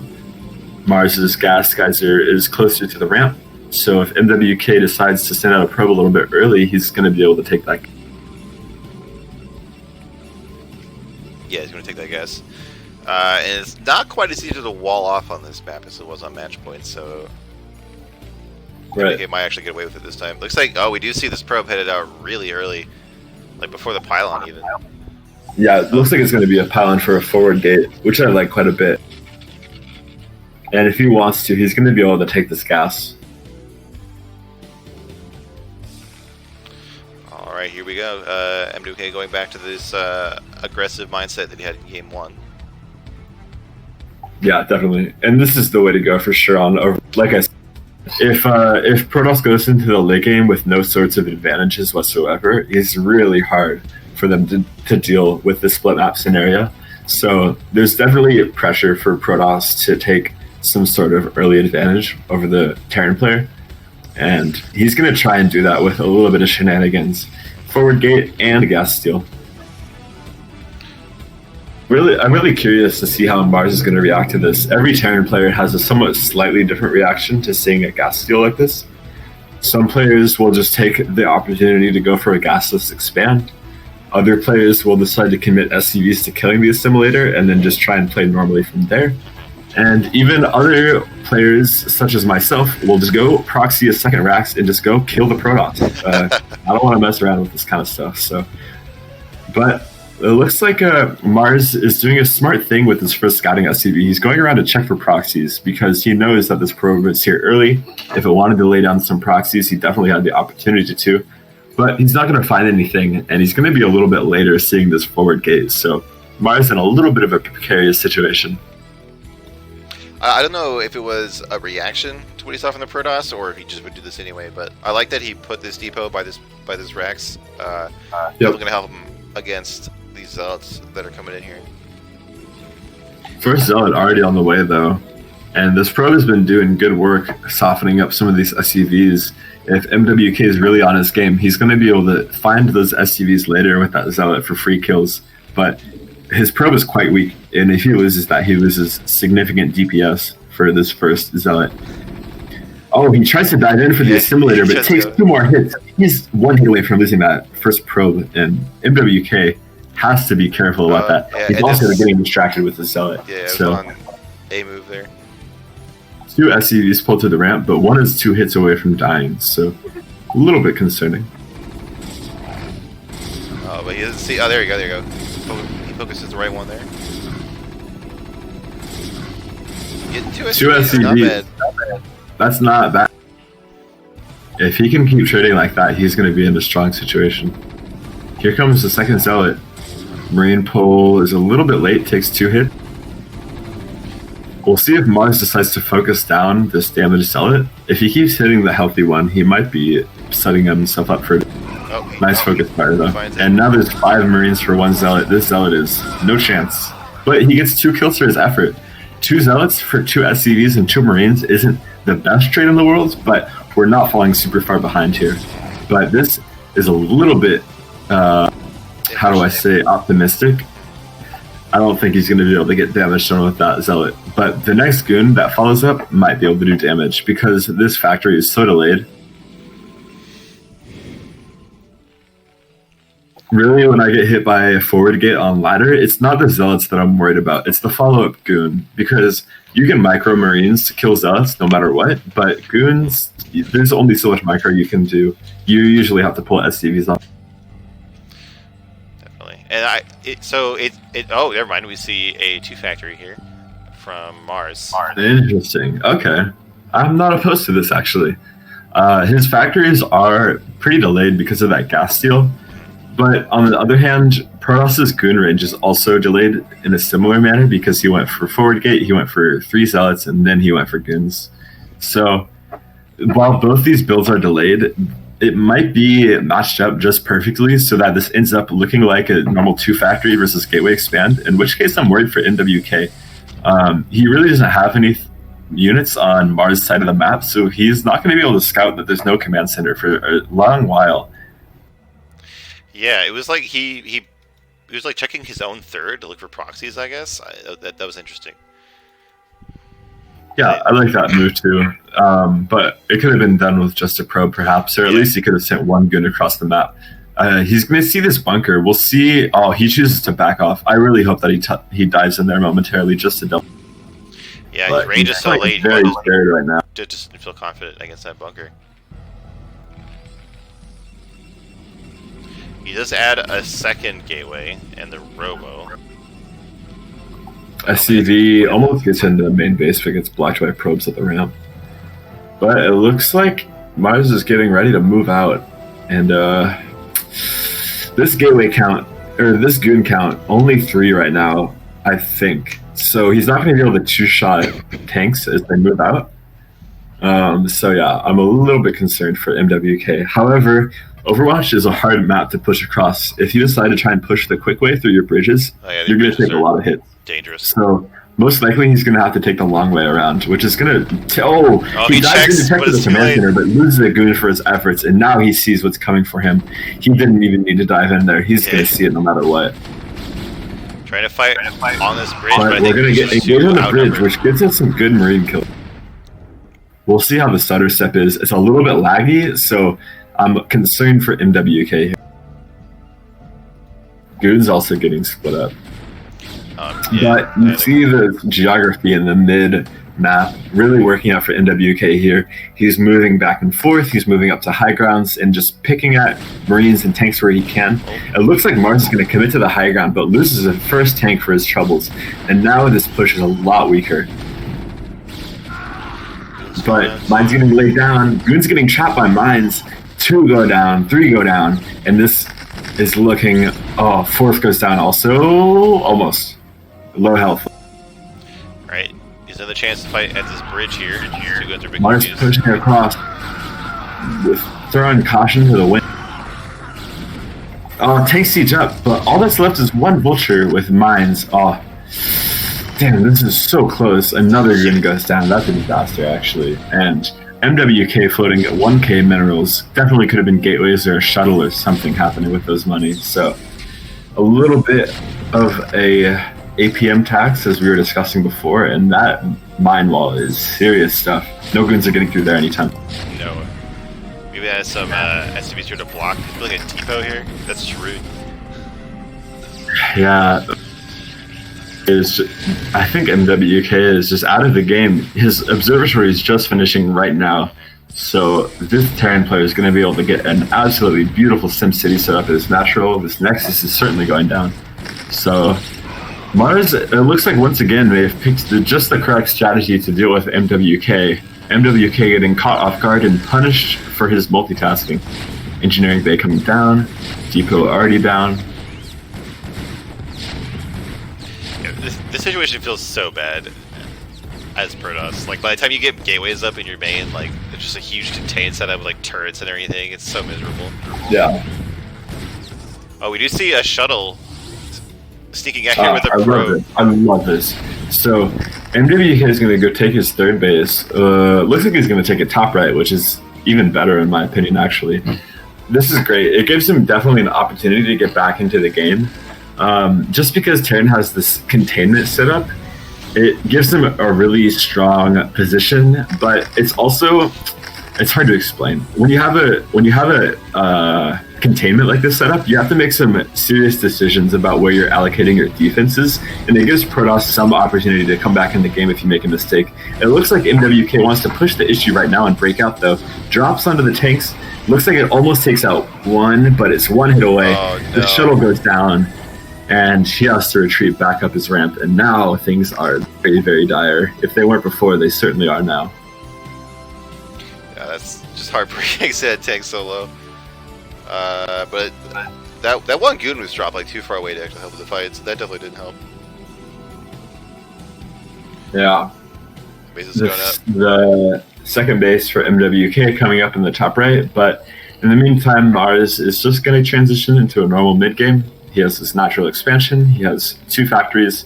And like I said, he's choosing to allocate most of his defense to his natural base. He's not choosing to continuously reinforce the containment, which I think is smart. At this point, he's done enough damage that even if Protoss comes out and takes his natural again, he can just follow this up with like a 6 factory and just absolutely crush the Protoss. Protoss is not going to have enough economy, but Protoss is going to use this opportunity to break out of the containment now. And yeah, he trades pretty well. He doesn't lose too much there. Good breakout by MWK. Definitely, but it feels like it's probably just too late. He still has to do something big to get back into the game. Yep.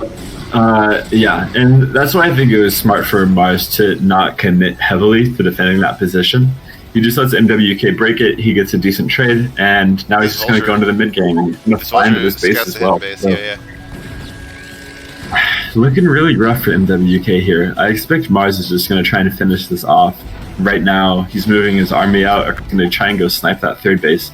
He knows that MWK has committed so much to breaking his contain that he just doesn't have the army to fight right now.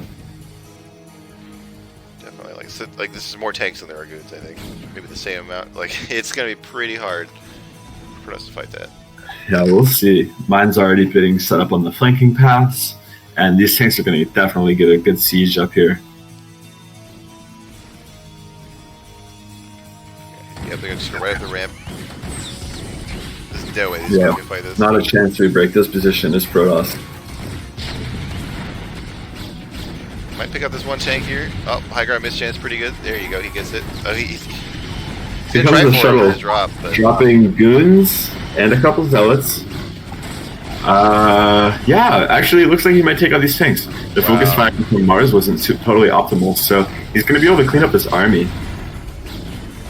And now Maars is a little bit on the back foot. MWK is going up to 3 bases. We see the vultures starting to get on the map, so maybe we can do damage with this. But his tank also got reset, so a good trade from MWK. 2 more tanks coming. He's really committed to taking out this 3rd base now. I wonder if this is an overcommitment. Well, there's not much time left, and it looks like these reinforcements from the natural are scared to leave. They don't want to run into mines. They don't want to leave the main base vulnerable to vultures, so they might end up giving up this 3rd in the end anyway. A little bit of a risky push out from Maars, but it looks like he's going to go unpunished for now. I wonder if MWK is just going to sacrifice this 3rd base. Yeah, impressive. Dang, I couldn't believe he held that first wave either. He just lost in the end anyway. Quite a back and forth game, but as this factory count starts to build up, I am just concerned for MWK's ability to keep up. I think if we were to look at the worker count right now, it's not. MWK's saturation in this main is okay, but his natural is a little bit undersaturated compared to Maars, who's already at perfect saturation at his main and natural. It looks like maybe a couple more in the main, but just about perfect. And he's cutting it, well, not quite yet, but I expect that soon he's going to cut SCVs and just go all in on unit production. And once that happens, I don't think there's any way for MWK to keep up. But it looks like he wants to push out on the map again with just another one of these small tank vulture squadrons. He's going to lose these 2 tanks at least for his efforts here. And I'm a little bit concerned. MWK is just, he's going to back off for now, but Maars is really trying to get aggro with these tanks. He's trading pretty good for now, though, but I'm concerned that once a couple more waves of unit come out for Protoss, that he's going to be able to take a good fight here. I think if if Maars wanted to move out now, he should have been cutting SCVs a little bit earlier. And it looks like we're going to take an engagement right now. The tank's getting sieged up, Zealot's getting dropped, but there's just not enough Protoss here to fight this Terran army. Exactly. Like, Maars is just not giving him any time to breathe. Not letting the build up, just continuing to hammer him here. And we see it continuously as this pressure mounts. MWK's money keeps spiking to up to 800, 900 on both. So a good strategy from Maars. He really has followed through on his promise in that interview to push the multitasking for MWK to the absolute maximum. GG gets called, and Maars taking a commanding 4-1. Yeah, it's looking pretty scary for our Protoss player here. It certainly is.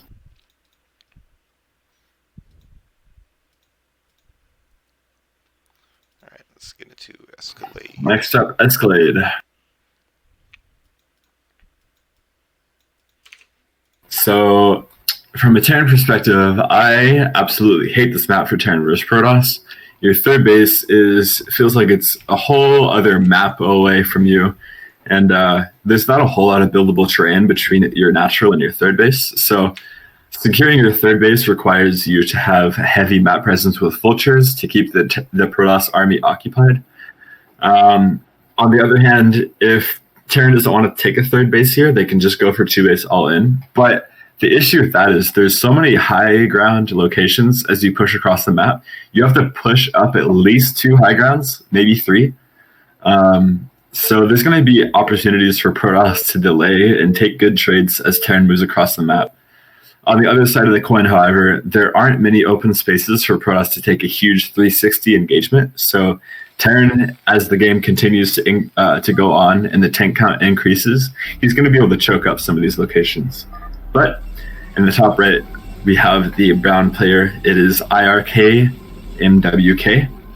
And in the top left, we have the magenta Terran. It is NaS's very own Maars.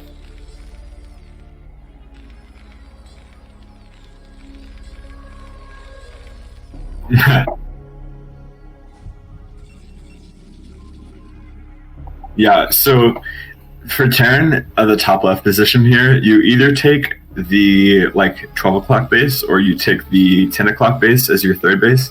Obviously, though, since you are spawned towards the Protoss player, you kind of have to take that far 3rd.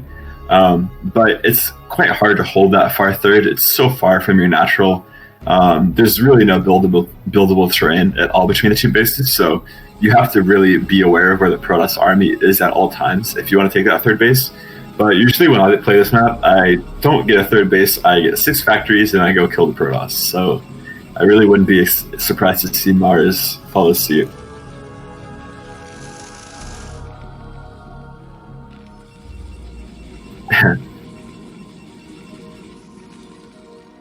Looks like Maars is going for a wall in here, which I think is smart. NaS has shown that he's more than willing to go for zealot aggression, so just preparing for that is better.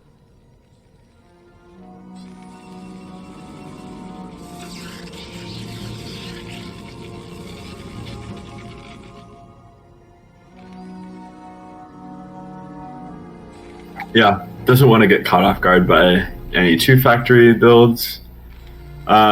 But speaking of, since we're going for this wall in here, we might just take the opportunity to go for a 2-factory ourselves, although we took a 13 gas. So 13 gas means that we're going for an expansion here. One of the interesting things about bunker expand that's kind of been discovered in the last year or two is that the tried and true method is just to go for that 12 gas, get that factory up ASAP, and then take your CC. But with how bunker expand works, you really don't need to go for that immediate tank out of the factory. So Terran players have realized you can take your gas on 13, slightly delay your factory, but your mineral income is going to be better, so you get a quicker CC. Just a small optimization. Obviously doesn't have huge implications, but we see that Maars is adapting and playing a little bit safer or a little bit more greedy economically at the expense of early aggression. No opportunity to do 2-factory off this gas timing.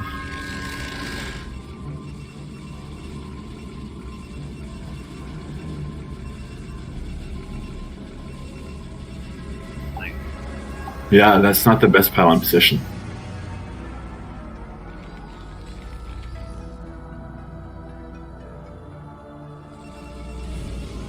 Yeah, and we got the scout off his Terran, so we were able to... Oh wait, no, we didn't actually. We haven't scouted the Protoss yet, so going for this command center before we get a scout off is quite risky. If the Protoss player just went for a zealot straight out of their gateway, it would probably be getting across the map by now, and we don't have a bunker to defend it, so Terran is really depending on Protoss not doing anything like that, just going for a normal goon. Luckily, he's not getting punished for it this time, but playing a little bit greedy. Not able to rescout, nice.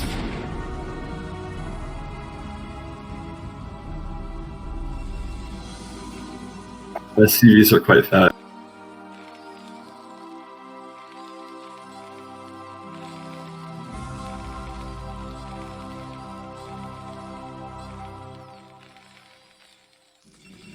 Yep, we see that a little bit delayed factory, but not going to matter much in the long run since we have that gateway already. Or sorry, since we have that bunker up.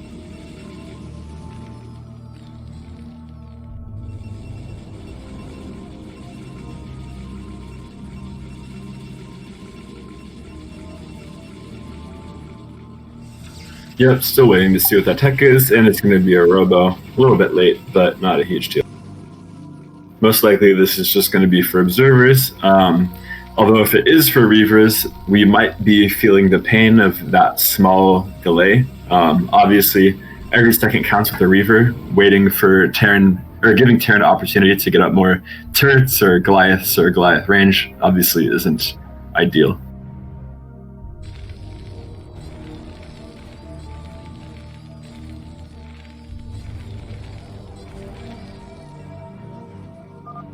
Quite a quick natural gas from Terran, so it looks like he is open to the opportunity of doing another big 5 or 6 factory.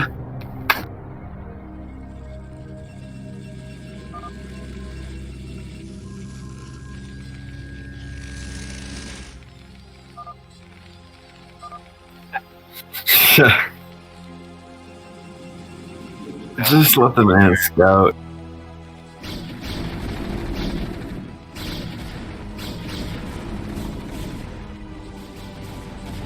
Yeah, we're seeing Maars go for siege mode every single game here, and I have mixed feelings about it. Obviously, it's quite safe, but putting that 150 investment into siege mode early game really delays all of your tech.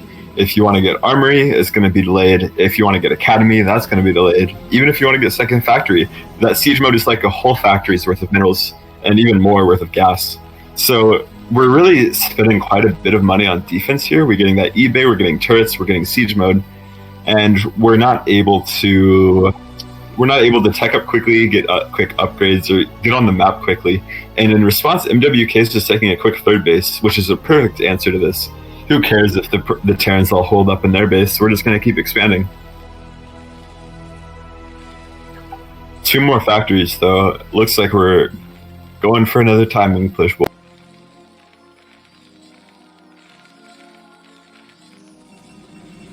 There's our armory. So it's looking like it's going to be a +1 timing, which is what we've seen just about every game from.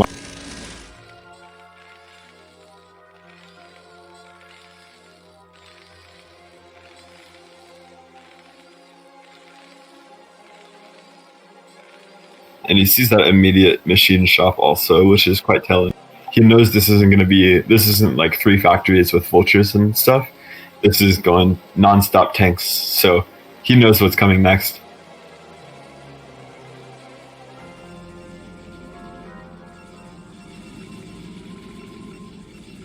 Yeah, I wonder if he's going to use this to get fast leg speed on his zealots. That's pretty helpful with doing with these early pushes.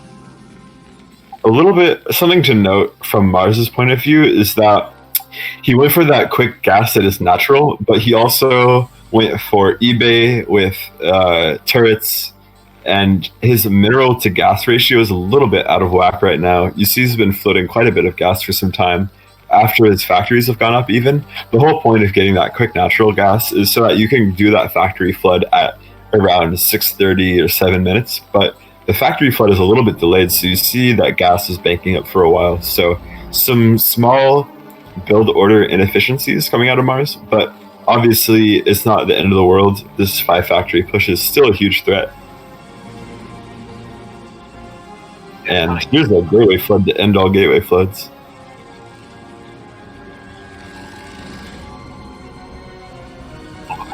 Oh, that's a good point.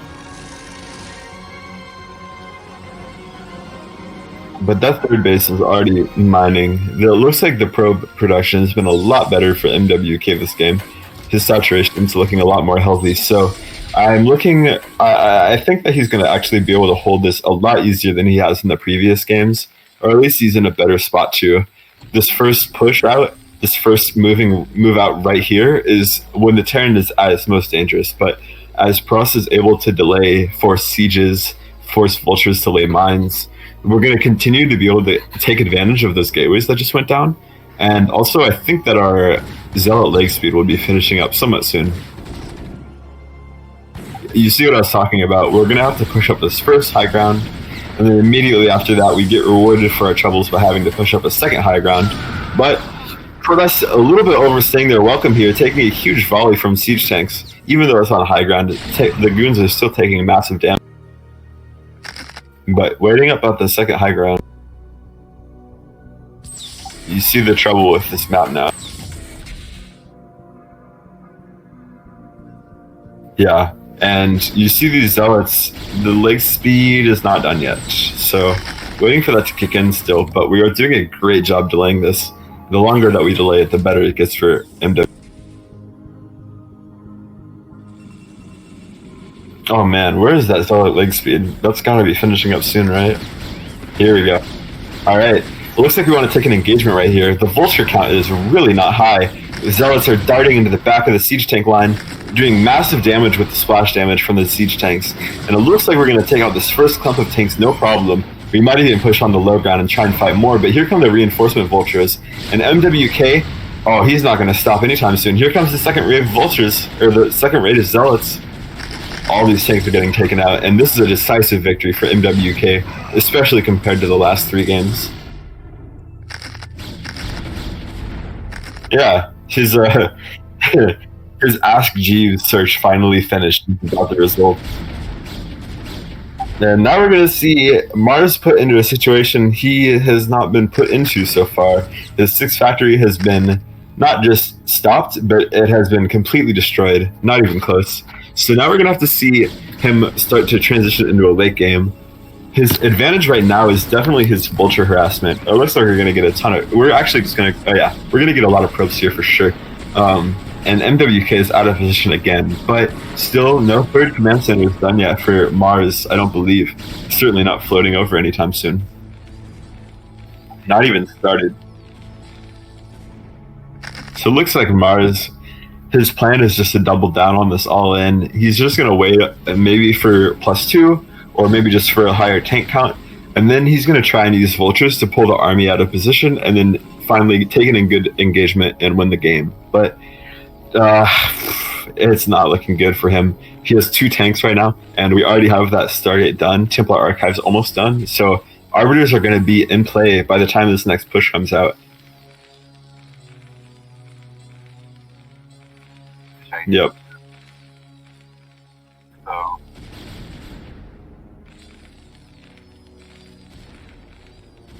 11-minute command center. Is that a good third CC timing? I don't know. Who knows?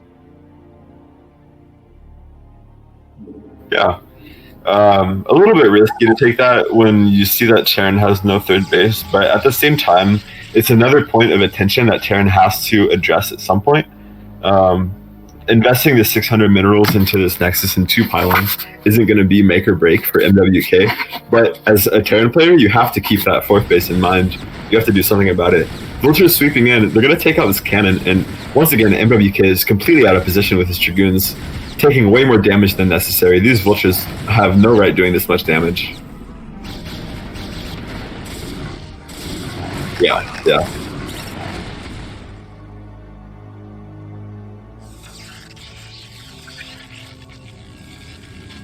Yeah. A couple pylons and a forge or something. Yeah. And especially once vultures start getting those 2 on upgrades, cannons just get absolutely melted by vultures. Protoss players vastly underestimate how well vultures do against cannons. So it seems like he's been punished several times now for just not having a good cannon count. 1 cannon does not cut it moving into the mid game.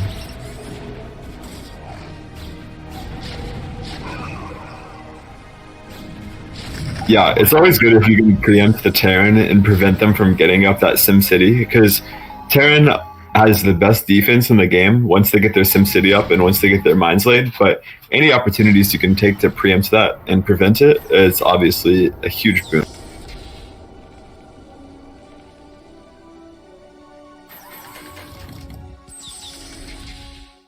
Yeah. And honestly, the SCV count from Maars doesn't look like it's going to be that great. Maybe he has like 50 or so right now, which isn't not optimal for mining off 3 base. He's been on 2 base for so long now that I would have hoped that he had overproduced SCVs a little bit so that he could immediately transfer to his 3rd base and be fully saturated, but looks like he's been just a little bit sloppy with his SCV production there, and he's going to get punished for it. I expect as soon as MWK maxes out, he's going to be just about ready with the stasis, although it looks like he doesn't even want to wait for that. It looks like he sees the blood in the water, and he's going to take the opportunity now to move in and take this final engagement. Mine's getting dragged into the tanks, no vultures here to support, and it looks like MWK is just absolutely going to run over Maars.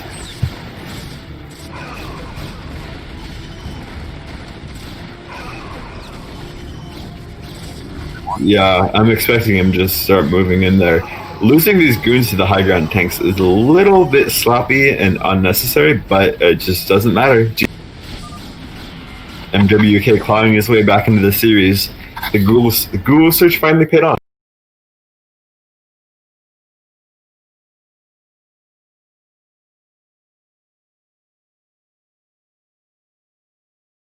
Was my mic turned off? Oh no. Oh god.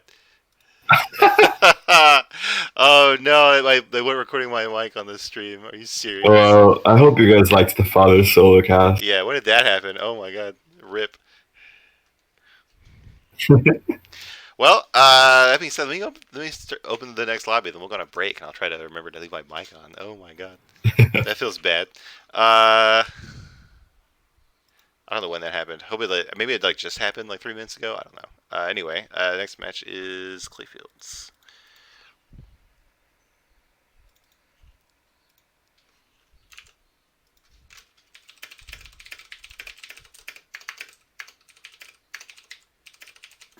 Are we doing a break right now? Yeah. Once I get everyone in the lobby and let them know. Once we fix the tech. Yeah.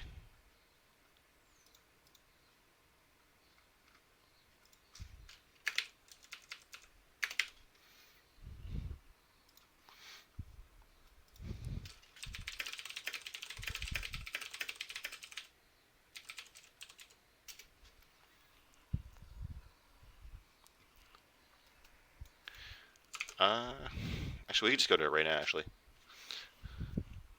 So we're going to... Oh, I have to pick a different video. That's right.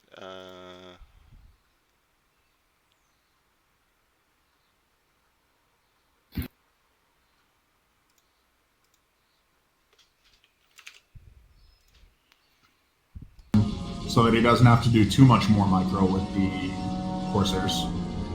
Looks like it will to me. He's got enough time to get both stairs to the cannons and the natural, and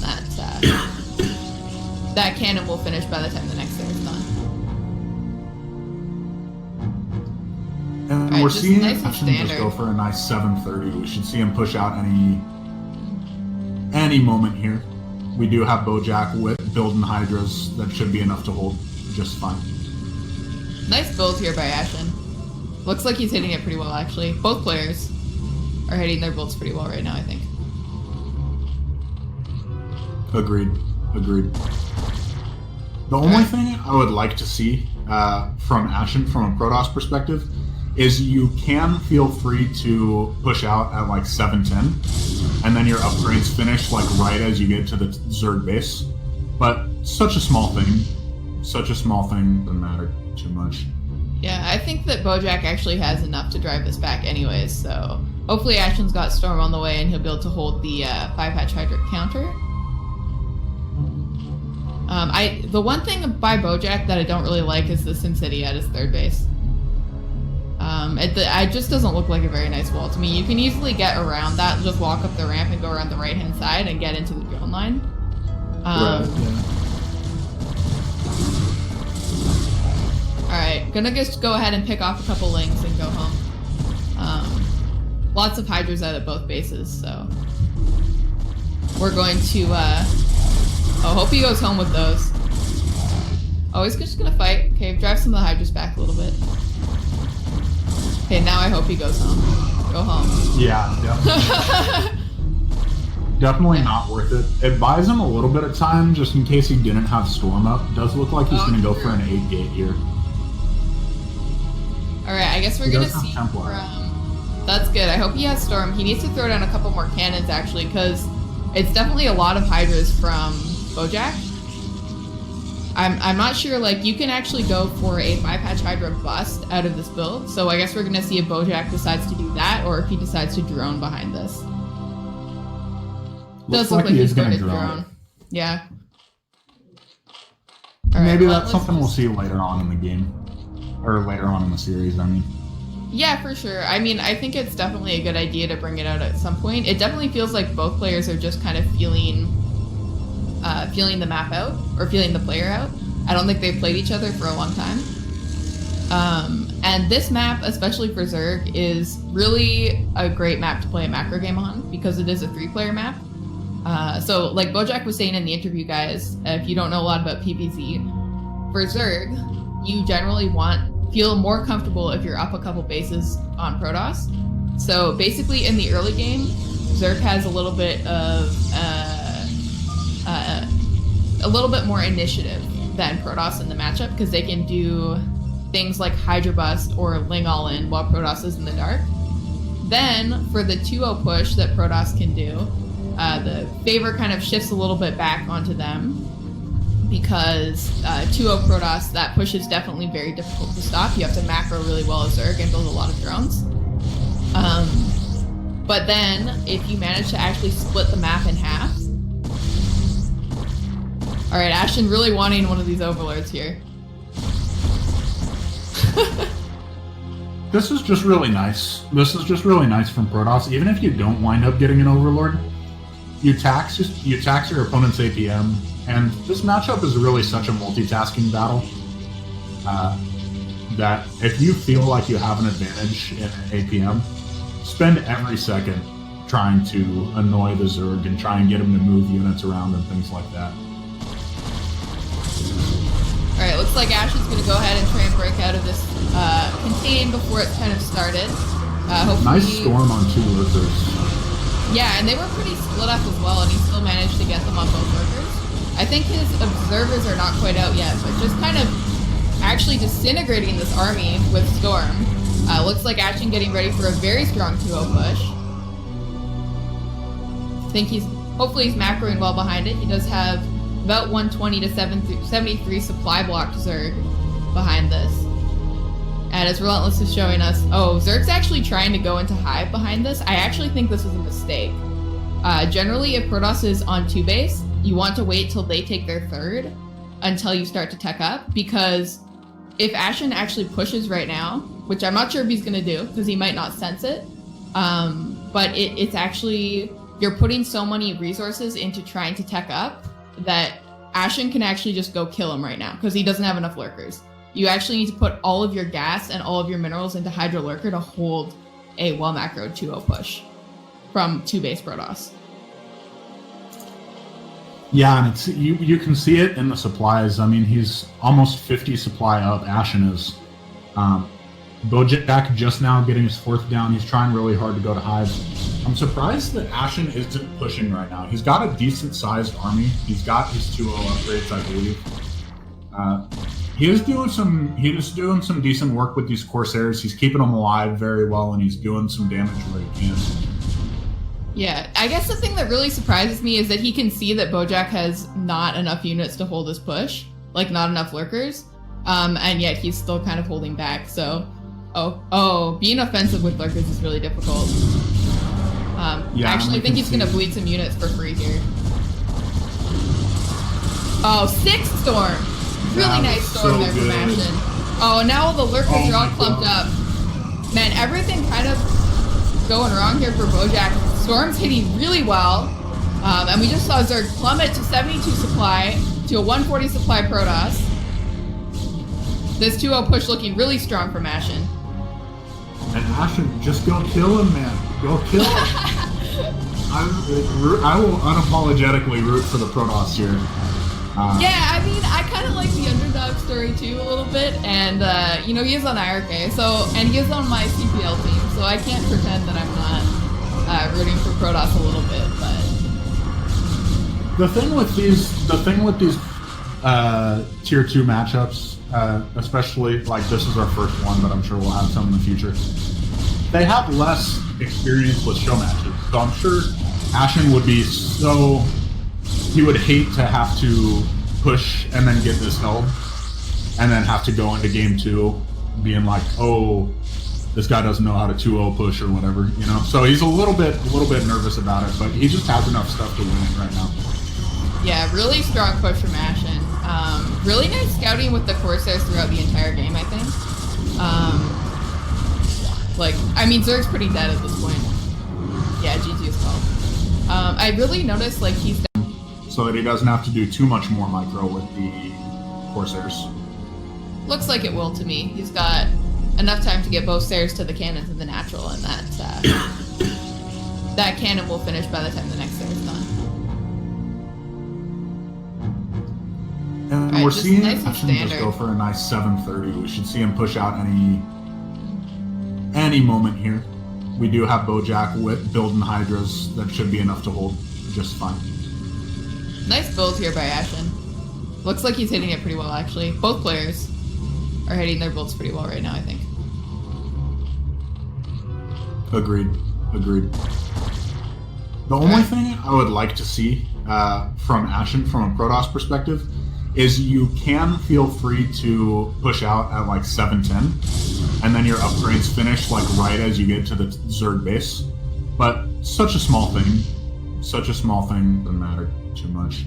Yeah, I think that Bojack actually has enough to drive this back anyways, so Hopefully Ashton's got Storm on the way and he'll be able to hold the 5-hatch Hydric counter. The one thing by Bojack that I don't really like is the Sin City at his third base. It just doesn't look like a very nice wall to me. You can easily get around that, just walk up the ramp and go around the right-hand side and get into the drone line. Right, yeah. Alright, gonna just go ahead and pick off a couple links and go home. All right, welcome back from the break, everybody. Welcome back to having my mic on. I hope that wasn't off for too long. I feel pretty dumb right now. Anyway, let's get into the game. Yep, right now Maars leads 4-2 in the series, moving on to Clayfields for game number. Clayfields are foreign-made map. Pretty standard for the most part. It has kind of a fighting spirit layout with your third base close to your natural, nice and easy to defend. But some of the more interesting features are these kind of clusters of high ground little circle areas in the middle of the map. So there's going to be some opportunity for Terran to set up tanks, take high ground positions. Conversely though, if Protoss wants to defend against pushes, they can just kind of throw some goons up there and Terran has a hard time holding it. Let's not get too far ahead of ourselves though. In the top right position, we have the magenta Terran player. It is Maars. And in the top left, coming out brown, it is MWK. Yeah. When I play this map, it feels like Protoss hell to me. Like. Yeah. It definitely. There's a lot of choke points in the middle of the map. Like those 4 high ground clusters. Not only does it give a good spot for tanks to set up, but it partitions the rest of the map into a bunch of smaller choke points where Protoss isn't able to take a huge arcs around for an engagement late game. So yeah, I do agree with you to some extent. Protoss really does struggle on here, but as it moves into the late game, Terran can have some issues taking a 4th base. So if Protoss just focuses on heavy recalls at Terran expansions, they might be able to still win the late game. But yeah, as we move into the mid and late game, I definitely think it is Terran favored. I mean, you see that choke. That's like one of the main chokes the army is moving through. Yeah. Not very wide at all.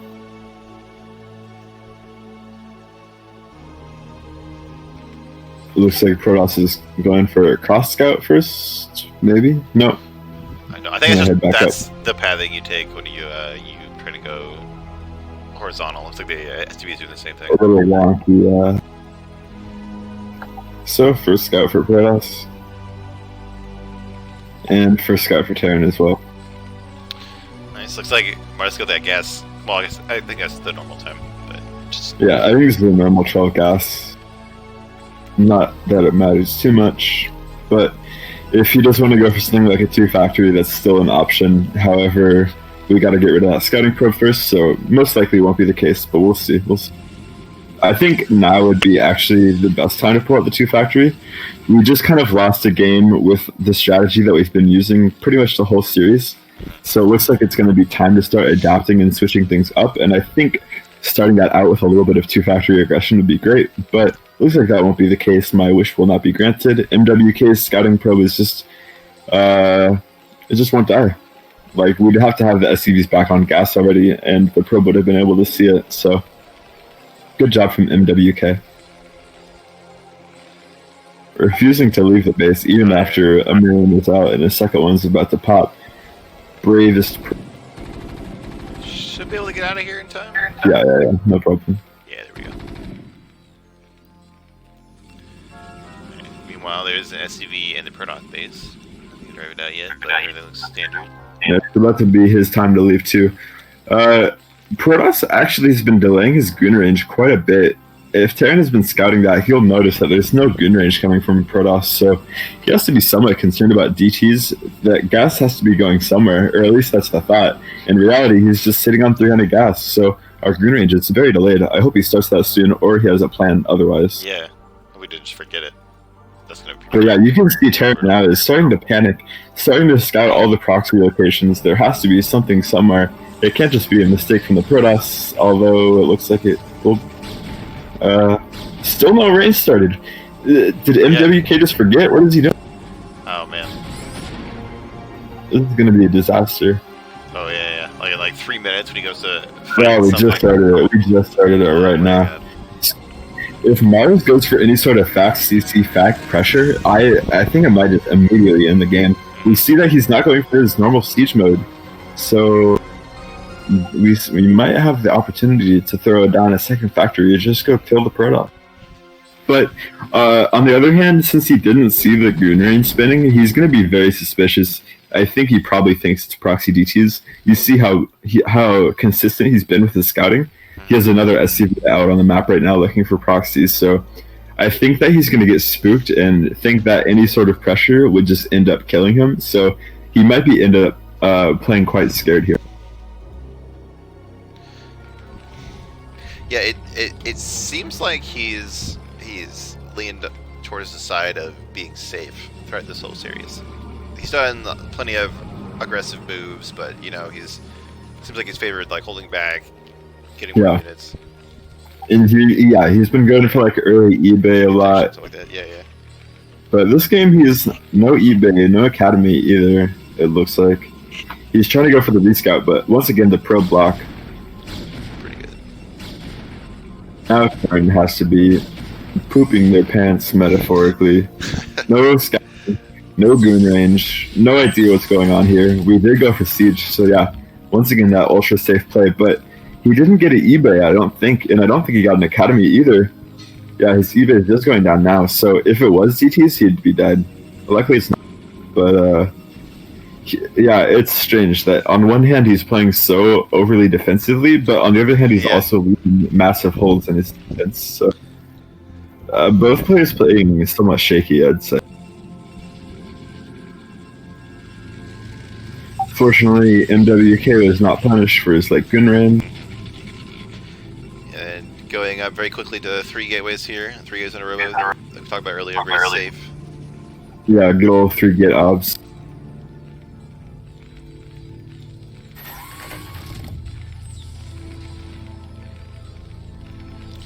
Tanks around sieging. Is he thinking about pushing out one? Yeah, I think he's getting mines also, so I think he's going to do this 3 or 4 tank push. He's going to be rallying vultures with mines behind this, and once again try and put pressure on the Protoss player, which I love. Oh, we're going to lose at least one goon here. Not focusing on these goons, they're going to go down. Oh, this is a disaster. 2 goons down already. MWK has to retreat, pull back goons, and start to consolidate an army.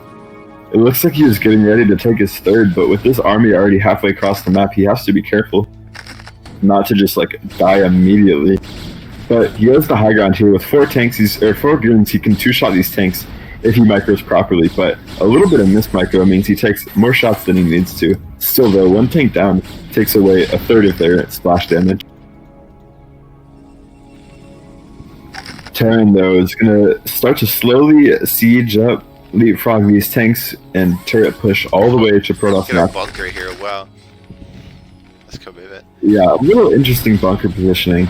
Also, these mines, they're not actually defending anything, so Terran has to retreat again and siege up. Looks like he's going to dive on top of these tanks actually, uses that goon to eat up all the mine shots, and without any support, these tanks are definitely going down. So, good defense by MWK. Takes out all the tanks with just minimal goon losses. That was an acceptable trade for sure.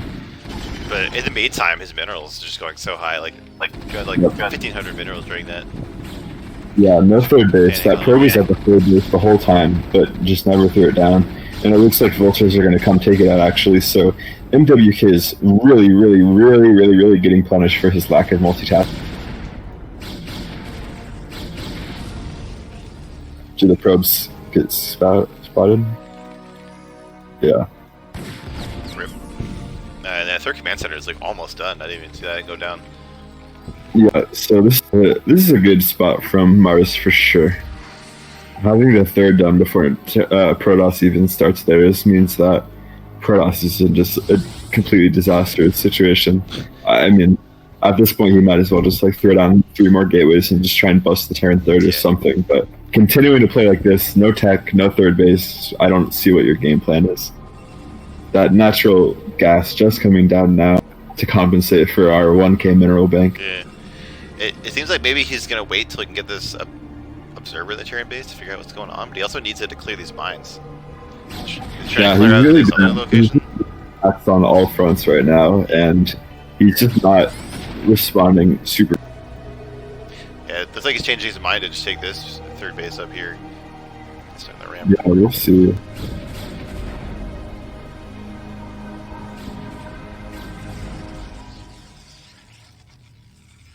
Still not going down. There we go. Finally started, but the third is landed from Maars. The SCVs aren't there just yet, but he's getting that default wall started. Yeah, and where he's setting up his tanks is a very strong position. Protoss has to funnel through chokes, and there's plenty of buildable terrain here for Terran to sim city with, so these goons are definitely getting deflected. I love those Hydron chokes in the back too, just to add a little more defense. Yeah, it's so powerful. Like, they can cover this whole area from up here, and they're so hard to kill.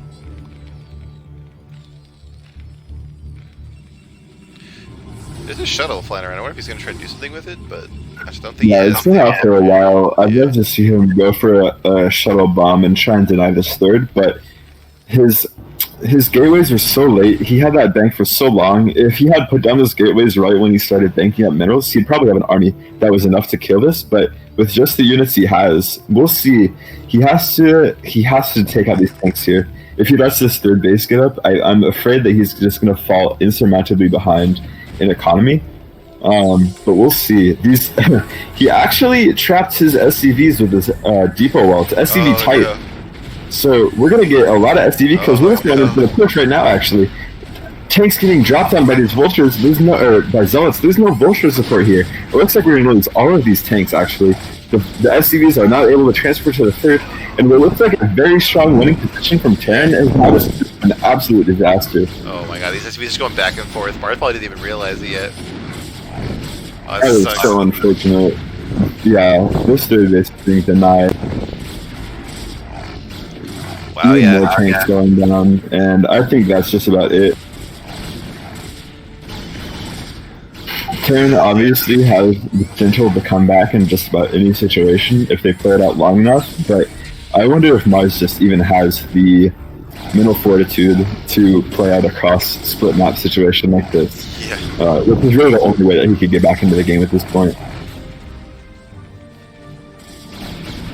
On the plus side though, NWK, like the previous games, is really just refusing to check quickly. His Arbiters aren't even started yet, his Stargate's not even done yet, the Arbiter Tribunal nowhere near even starting yet, so the timer on the Terran player isn't as extreme as it could be.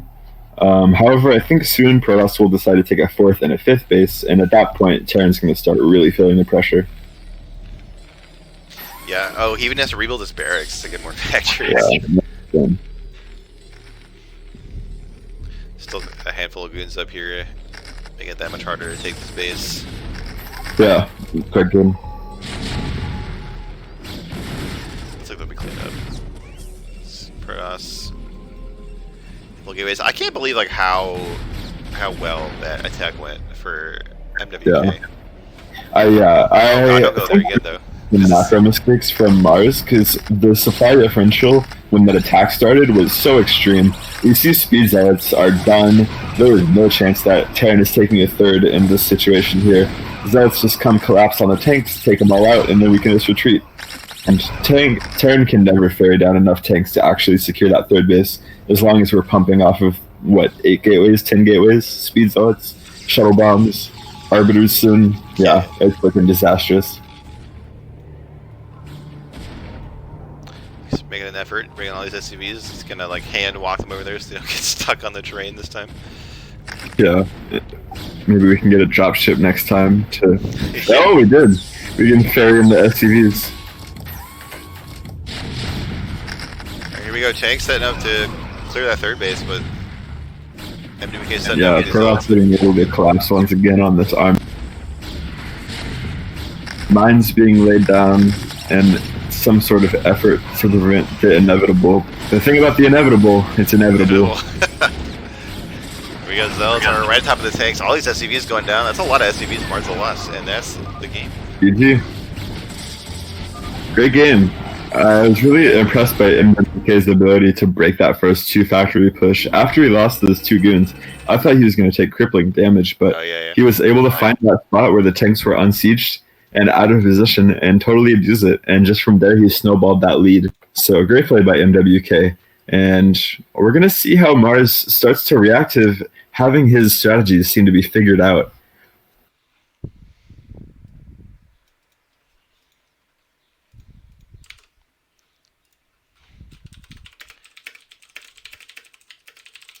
So we have Bloody Ridge next. And MWK says, fuck this map. What do you think about this map? I'm not a fan of this map. Well, I think I vetoed it, so that's what I think. Yeah. But honestly, in the kind of common knowledge is that this map is Terran favored. I think that's the case for a lot of 2-player maps. Like I said before on Overwatch, once it starts getting to the mid and late game, Terran can split the map in half so easily, which is always a Terran favored position. However, just due to being a 2-player map, there's a lot of opportunities for Protoss to put on early aggression. You always know where the Terran spawns, so if you want to gas steal, that's an option. If you want to go for proxy gates, that's an option. If you want to go for proxy gates in the Terran's main base, that's also an option. But starting in the top right position, the Magenta Terran, it is Maars. And in the bottom left, now a cool gray. We have iRk's very own MWK. Right. So yeah, there's a lot of options for aggression on 2-player maps just in general. However, one of the unique things about this map is that you can wall in your main base with just a barracks and make it zealot tight. So it's a little bit risky for Protoss to go for early gateway aggression unless it's in the Terran base, ironically enough. But that's not the only spot for aggression. If you look at the left side of the Terran's main base, there's a huge area open for drops. I mean, just look at all that area you have to cover. You need an insane amount of turrets to cover the whole perimeter of your base. So this is a classic Reaver map, and I'm not sure how much MWK likes going for Reaver play, but if he is at all inclined to go for Reavers, I expect to see them this game.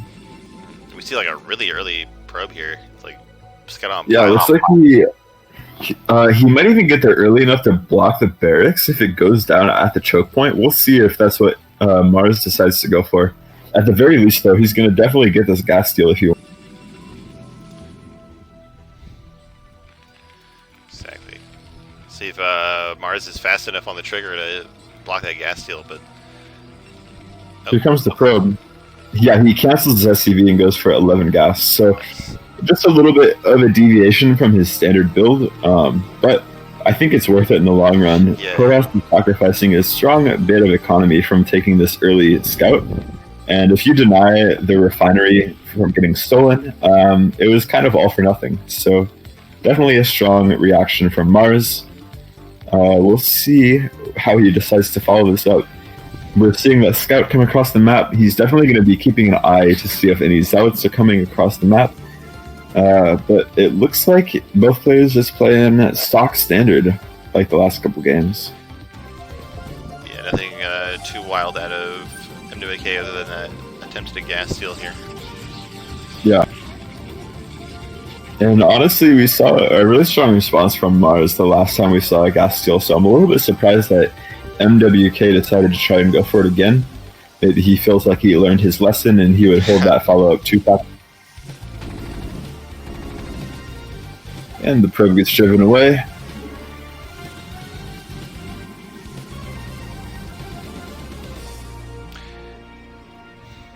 Yeah, it seems like the longer we go in this series, the more the games looks like they look more and more similar to each other. Like we saw Carriers game 1. Yeah. I haven't seen anything even like that since then. Yeah, honestly, I would really like to see more Carriers. MWK is a little bit hesitant to tech up quickly, and I feel like if you're going for Arbiters, there's no reason not to just go for them super fast. So I think that he might be a little bit more down with Carriers, kind of as far as his playstyle goes in 1v1. I'm not totally sure, obviously, but hopefully if he does go Arbiters this game, it's a little bit quicker than the previous games. Because really, if you can get Arbiters quick enough so that after 2-1 push you have 3 stasis, you're going to be able to straight up win that fight. You don't even need to play for recalls or anything. So hopefully we'll see something like a 6:30 or 7-minute Citadel as opposed to the later ones that we've seen in the previous games. So he checked with his probe to see if the command center was building. It wasn't started yet. It started now, but I wonder if MWK will like misread the situation and think that it's another fake out 2-fac or something. Yeah, he could. Yeah, I think he saw both SCVs and the natural there, so that's pretty unusual if it was a 2-factor. Also, floating the barracks over is usually a dead giveaway that it's not. Yeah, that's true. But you could mind game that, I suppose. But this will not be the case for this game. Playing super standard. Got the factory, got our add-on. I think we made a tank, and we'll see if he goes for siege mode again.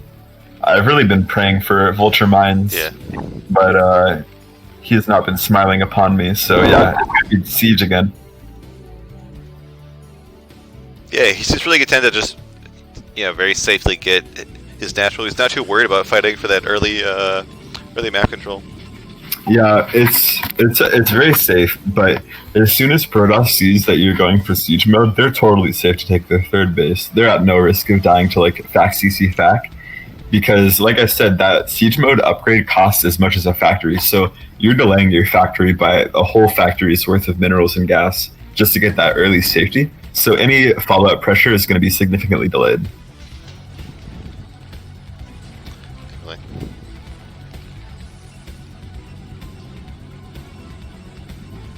I would like to see, as a slight adjustment, once MWK sees the siege mode, I'd love to see him just throw down that third base before he gets his third gateway. Yeah, he did that before, right? He got on Escalade, I think. He got really early third base when he saw it. Yeah, and that paid off really well. See the armory going down. Coming down. This is a pretty standard armory timing, but with this gas timing, he's just going for another 6 factory. He's really just trying to make this work. He's not getting Academy. He's going for the eBay. So same build again. I think this is like attempt number 5, maybe? 6? Yeah. Oh my goodness.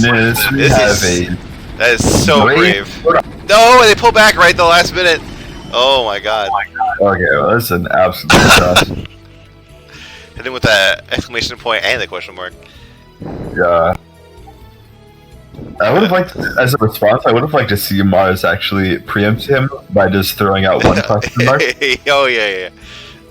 One question mark is actually the most effective BM that you can do in StarCraft.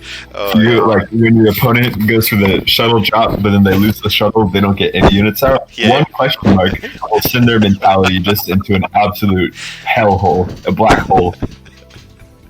Oh, I know that all too well. I learned that one from the Koreans. Oh, that's so good.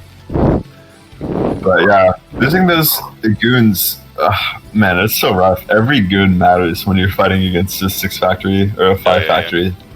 And we see that MWK is already prepping for it. He's not taking a third base. He's just mashing the factory count with his gateways. Yeah. Like, we don't even see an observer in the base yet, I think. We see Maars is starting to erect somewhat of a perimeter with turrets. So he's getting ready for Reavers. Like I said, this is a good map for it. Yeah, like he's got these turrets, he's got tanks in his main. He's completely ready. I don't think we're going to see one, though. And once Protoss throws away goons like that, you're totally safe to take a lot of defense out of your natural. Yeah. The chances that they're going to go for another clown move like that again are very low. So keeping your tanks in your main base is definitely safe this year. Oh, the Zipper finds like the one missile turret. Yeah. Almost goes down, yeah. He's going to see the armory. He's going to see the academy starting. Is that a step that just went down? Yes. Yeah. So this looks like it might be more of a 2-1 timing, maybe a 7 factory. We see Protoss taking a delayed third base. See that And it's Citadel? much better than that, for sure. Yeah, it's like 3 minutes earlier than some previous games. So this is great because now it puts Maars on somewhat of a clock. If he is going for a 2-1 timing off of 2 bases, he's going to be moving out at around 11:30, 12 minutes. And with the timing that we went for, actually we're going for a 3rd command center. Look at that. Playing a macro game. We're so proud of you, Maars. Oh my god. He's growing up. Yeah, he's all grown. Yeah. And so the observer sees these factories coming down. He knows that this is way too late for any sort of timing. So he knows this is going to be a 3rd base out of Terran for sure, even if he doesn't see the command. Scanning the takedown that observer. So he won't be able to see that 3rd, but with those seeing that factory timing, you should have a decent idea what's going on.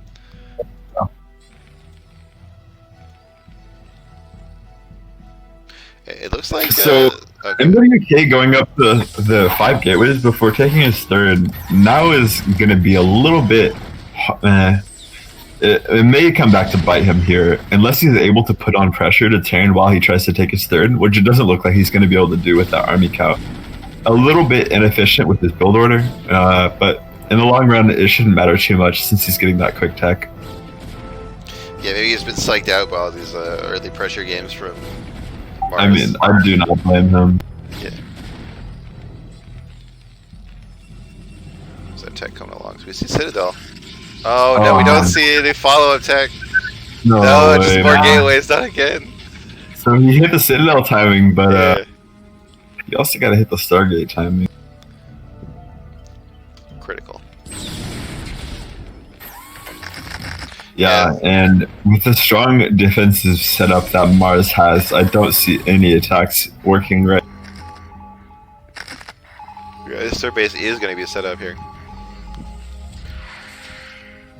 It's a little bit of lag. I hope that doesn't affect things too much. Alright, here come the speed zealots. Oh, they take heavy hits from the mines. Yeah. And there's just not, like, there's more tanks than goons. There's no way this attack works this is out. not good. You see goons firing at the bunker, or at the barracks, doing nothing. Yeah. Just an absolute... I don't really know why he even, like, tried that attack. Like, I don't think he needs to. You know, it didn't seem like he had a big opportunity either. Seems like a big mistake. He might have been feeling pressure just because he went for that early gateway flood, and he felt like he may have needed to do something with the units that he made. But I mean, if he'd been producing nonstop off those 5 gateways, he would have had way more army than he did there. So clearly, he cut to go for that 3rd base. So it looks like a little bit of incongruence with how he's playing. His build order is going one way, but his playstyle is going another way, and his tech is going a 3rd way. So a little bit incongruent there. Definitely. Good way of putting it. Incongruent. Yeah, and now that we have our 3rd base set up, we didn't lose any tanks with that push. We're going to be gearing up for an absolutely killer 2-1 timing. And I have no idea how MWK is planning on stopping this. Oh no, he's walled into this game. No, dude. Oh god. Feels bad. And this is match point too for Maars if he wins this. Yeah, and look, his Templar done, but no Stargate on the way, so either he's making a huge mistake here or he's going for Templar, which is okay. But Templar, they're quite good. Obviously, if you hit the monster Jangbi Storms, you can just end the game immediately, but I feel like in general, or in total, they're less solid and versatile than Arbiters. With an Arbiter, if you have the energy on it, you can go for Stasis or you can go for Recall. And those are 2 very different options. One is highly defensive and the other is highly offensive. So the Arbiter gives you quite a bit of maneuverability and it keeps the Terran on their toes. Templar are great in a straight-up fight, obviously, but they're a little bit more robust and blunt and kind of one-dimensional. And we see that he's putting up the Stargate now, so he is planning on going on Arbiters. Yeah, he keeps getting this double forge thing, but I don't know if it's gonna pay off in time when this push comes out. Yeah, he's not getting it. He's only using 1 anyways. Yeah. Oh, but Terran's on 1-1. They haven't started any of their +2 upgrades. Oh, just now that one starts. So this timing, it looks like he's gonna just wait for like +2/+2, move out with the maxed army, and take his 4th base. And I think that's gonna work out great. Protoss is maybe going to have 1 stasis, maybe 2, probably not though. And if he goes for a recall first, he'll have 1 recall, but no stasis. So the Arbiters really aren't going to be able to save MWK from here, and he's got to do something quick. I mean, his bank is huge. He's on only 3 bases. His tech isn't good, so he needs something quick. What are 3 probes doing over here? Well, they're dying to a Vulture, that's what they're doing. Yeah, I don't know what happened there. Must just be a misclick there. They got the God probes. Yeah. How did they get out of there? That's ridiculous. And this probe over here is just running around with a zealot. He thinks he's a zealot. Exactly. It's like bring your kid to work day. Oh no. Billy, no. Oh my god, save the probe. Wow, this probe's throwing a lot. He's gonna try to kill this SCV. Dude, please get that SCV killed. That's my day.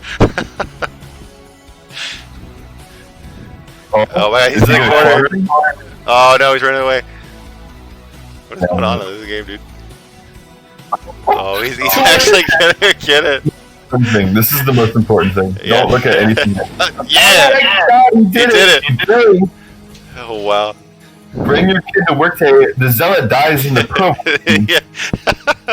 So the kid gets a new job offer. He gets to take his dad's position. Exactly.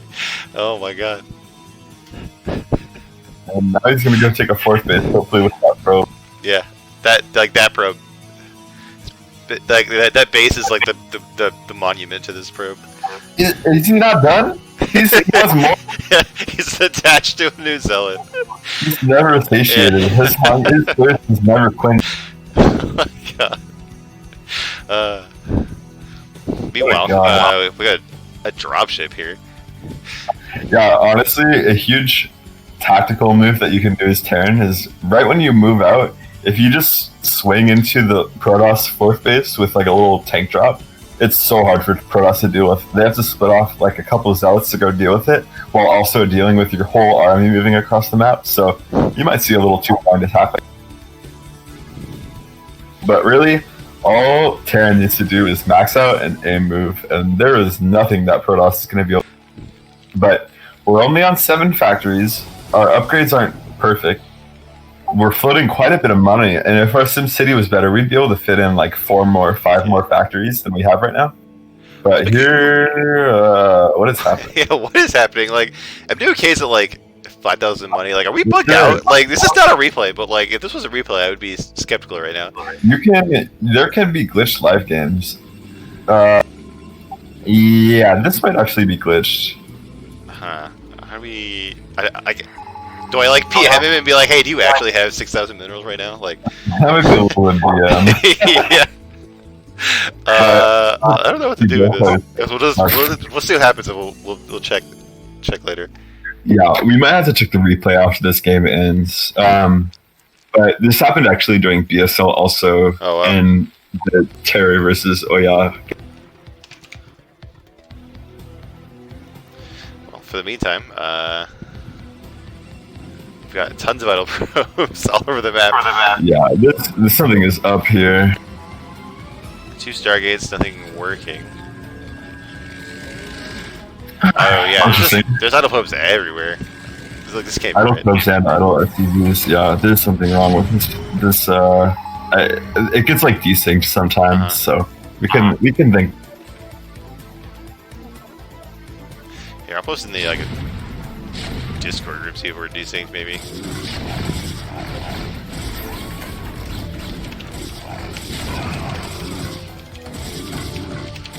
Yeah, this is quite similar to what happened in the BSL games, actually. Okay.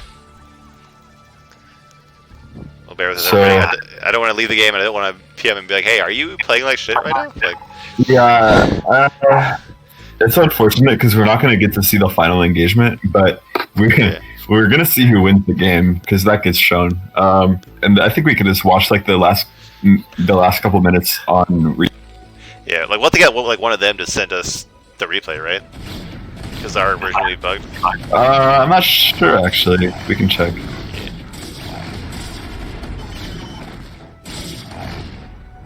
But yeah, now we get to see like a CPU versus CPU game. We might be here for a while. I don't think this army is ever going to move out. I think they're just going to send like. No, it's probably in the real world. Look at where his screen is. Look at where Maars' screen is. I'm pretty sure that's where the army. Yeah. You're right here. There's a big fight going on. Yeah, we see both screens almost lined up. So it looks like they're engaging right now. I wish I could tell you who's winning. I'm Maars, but no promises. Yeah, it seems like the screens are getting closer and closer to the Protoss base, which is bad for them. Not a good sign. Yeah, I hope that a hero probe really happened. I hope that wasn't part of the bug. Oh yeah, that would be worse than finding out Santa Claus wasn't real. Exactly.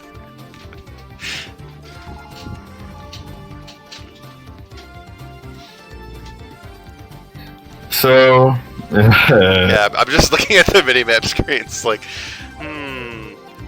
Yeah, if he does have a choke set up right here, it looks like not a good situation for NWK, obviously. Yeah. Once the Terran army gets outside of your natural like that, he can just contain you and kill all your expansions. You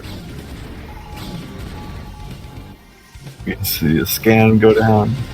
Yeah, so scan goes down, probably means there's an arbiter there and the engagement's happening. I feel like we're like archaeologists or something. Like, yeah, we're like putting together the crime scene after it happened. Yeah, a forensic scientist. There you go. Yeah, I think the stasis occurred over at the south position. Yeah, real unfortunate. Email Blizzard, tell them their game sucks. Hey, it's a small Go sign Telecom's. What does he have, like a petition or something? Go sign that.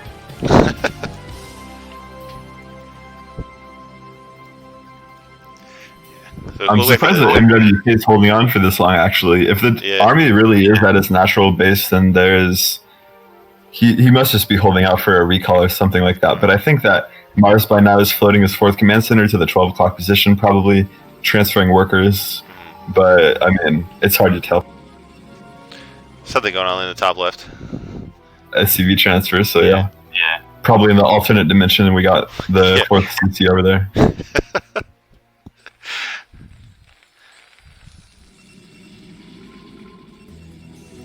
I wonder if that probe getting the SCV kill was like so tremendously powerful that it just split the timeline right there. Exactly, like shattered the space-time continuum. Time continuum. It's just no match. And GG just called. Let's go do a little investigative work. See if our replay works.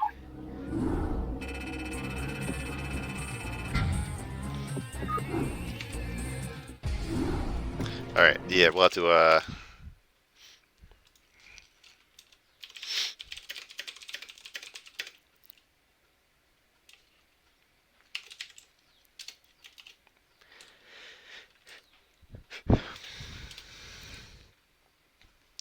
All right, but assuming that the GG was accurate.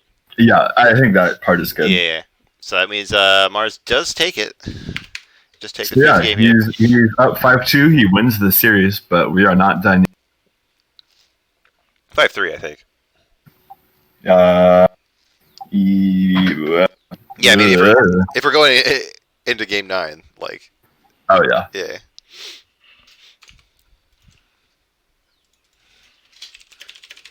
Right, because we had the Clayfields game. Okay.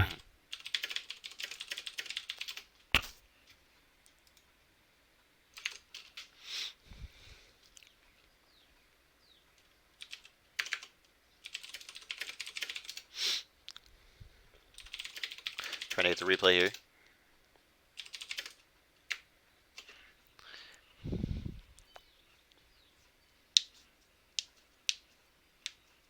Oh god, I think Maars went AFK when I said I was casting the replay. Because if I use my replay, it would be bugged, right? Oh, here we go. Okay. Let's just check. Yeah, he sent it.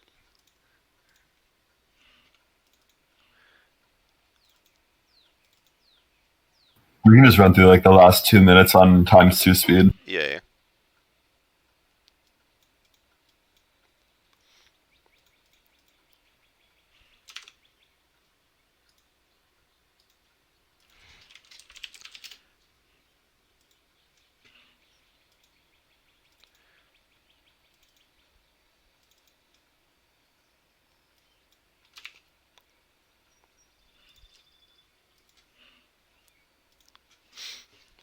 All right, I really want to see if that probe what's actually there.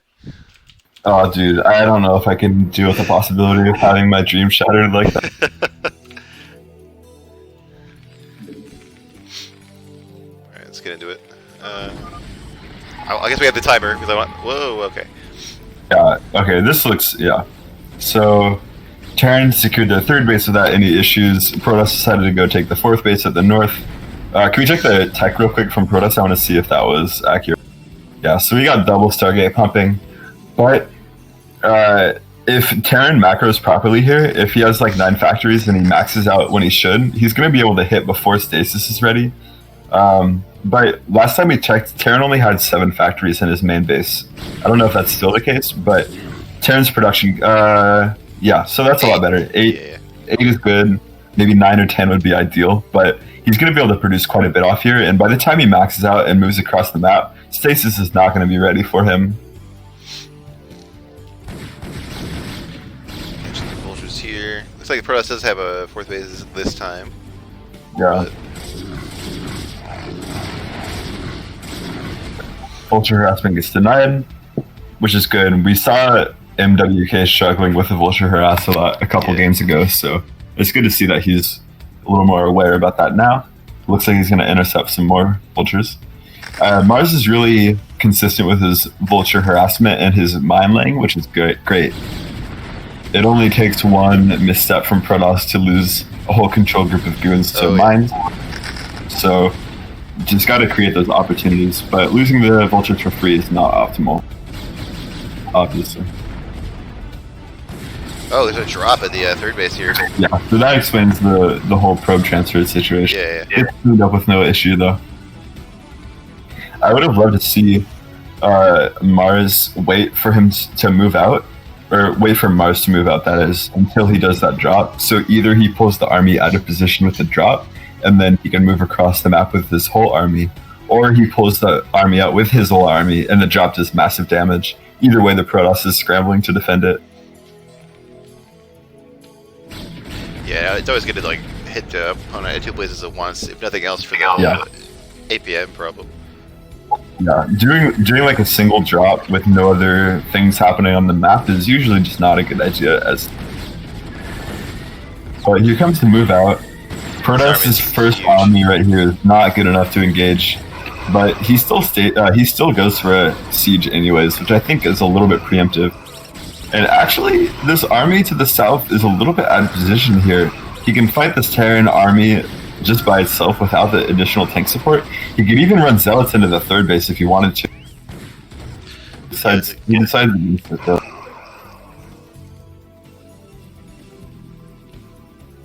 Has to be safe here. This Arbiter, is about ready for stasis. Yeah, it looks like Maars gets EMP'd. Oh, nice EMP. Beautiful. If Maars had just moved out a little bit quicker, maybe held back on the vulture harass just so that he could bank up all his vultures and push sooner, I think he would have been able to just smash Protoss before stasis is even in the game.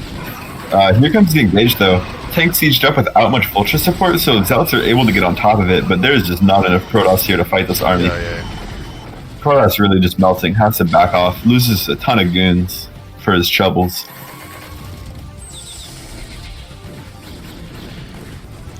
Terran army is so scary. There's so many tanks.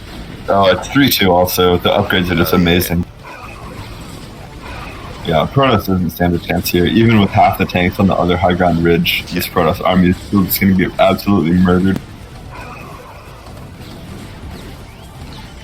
Look at this Arbiter is like slowly trying to kill everything. Yeah, lowest DPS ever, but he's trying to...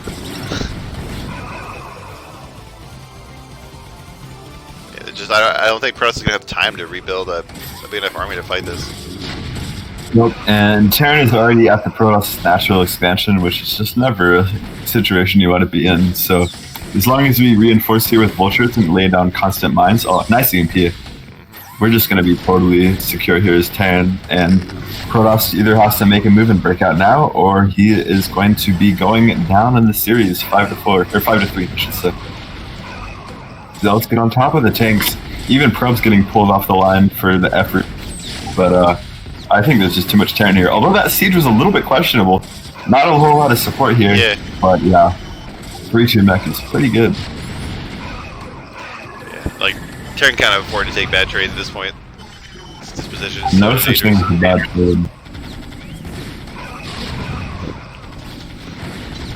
And with that, it looks like MWK is going to tap out momentarily or make a miracle happen. Either or. Yeah.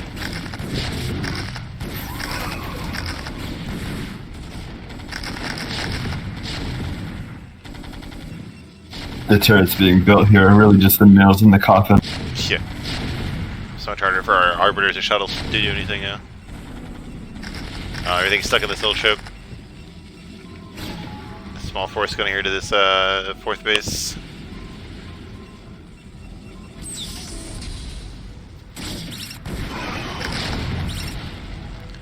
Nice line drag. Well, there's some, but there's no follow-up. Yeah. And with these racing vultures, this is going to be the last stand for Protoss. EMP misses, but no stasis available, so. Yeah, it doesn't matter anyway. And that's GG. Alright, I really see that. Maars takes the series 5-3, but we still have one game left. I really want to find that probe. I really hope that probe is real, dude. Alright. I don't know if it was though. I think it was a mirage. So it's like right here, right? The deserts of Heartbreak Ridge cause us to see things we want to see. That's disappointing. No, that sucks. You only live in our dreams. Okay, going into game 9. I'm interested to see what both players decide to pull out here for their last games. A lot of players, when they're put up to the wall like this, they will pull out some unorthodox builds, I'll say. We'll see if either player decides to do that, or if they're just going to continue on the tried and true path they've been on for the last 8 games. I mean, really, in all reality, we haven't seen a whole lot of variation come out of either player. Game 1, we had that interesting 2-base carrier play, but from then it's been pretty much as standard as it gets. Our last map will be Neo Sylphid. This is probably my favorite map in the game right now. For TVP especially, I don't think it's especially Terran favored, but it's really dynamic and fun to play. As you move into the late game, there's so many bases that you can take with your paths that you're pushing on. So every time you make an attack, you're able to take and secure an expansion. So you're able to take so many expansions and really try and go for that long split map game. But I have a feeling that one of these two players does not want to see the late game. I think that someone's going to try and pull a fast one here and try and end things a little bit early. We'll see.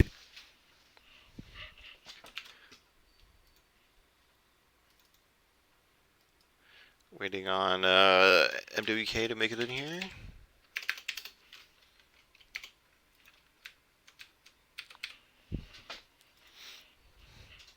Hope he's around.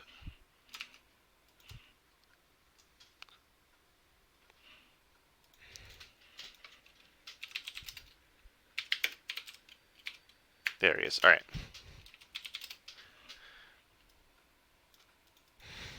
All right. Getting into game number 9. All right, here we go.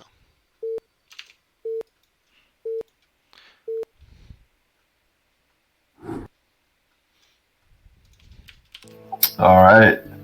We have spawning in the 12 o'clock location the orange Protoss, iRk-mwk. And in the bottom right location, the magenta Terran from NaS. It is Maars. All right. So this was overall pretty close so far. Yeah. 5-3's not bad. Every game has had some back and forth involved. Yeah. There hasn't been any. I guess game 1 was a little bit of a shutout, but besides that, it's really been back and forth. But look at this little SCV right He's here. leaving a bit early. He's got somewhere to be, and I think it's in the middle of the map. He's got an appointment with a barracks in about 15 seconds. Rip.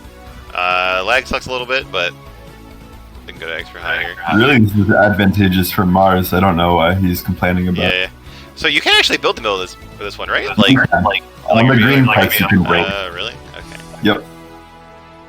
It's all the green grass tiles you can build on, but all of the clay brick looking stuff is not built. Okay, I didn't realize you could build them. Well, okay. I learned something today. Yeah.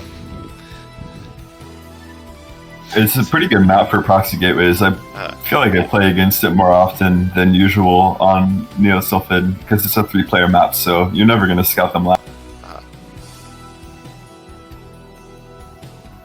But this is going to be a barracks supply depot. Not a particularly common build in Tandra's Protoss. However, against an unprepared Protoss, it is very easy to steal wins that you should not. Thinking of one Protoss player in iRk in particular that I had some success against with a BBS in a best of 1 scenario, but that's neither here nor there. What's up, Tim? But yeah, we'll see. I don't know if Maars is particularly well practiced with a BBS. You have to execute it a little bit differently against Protoss than you do against Zerg. Usually there's going to be an SCV pull with this, but we'll see how Maars decides to play this. Really, the end goal of BBS is just to get up a bunker within range of their gateway and their nexus, because once that bunker goes up, goon range isn't finishing for another minute and a half, and even then it's just 1 or 2 goons poking, but it's going to be a 2-gate coming out of MWK, and if he goes for a zealot first here, this is almost unwinnable for Maars. I think you skip the zealot when you go 2-gate. Yeah.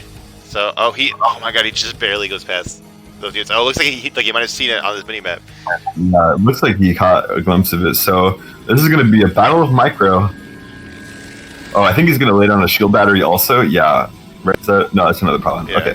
But Marines are here. SCVs are here. Bunker's going down. We got to see a probe pull. Whoa, what are we doing? We got to do something. We cannot let this bunker go up. If this bunker goes up, this game is over. Here we go. We got 4 probes being pulled.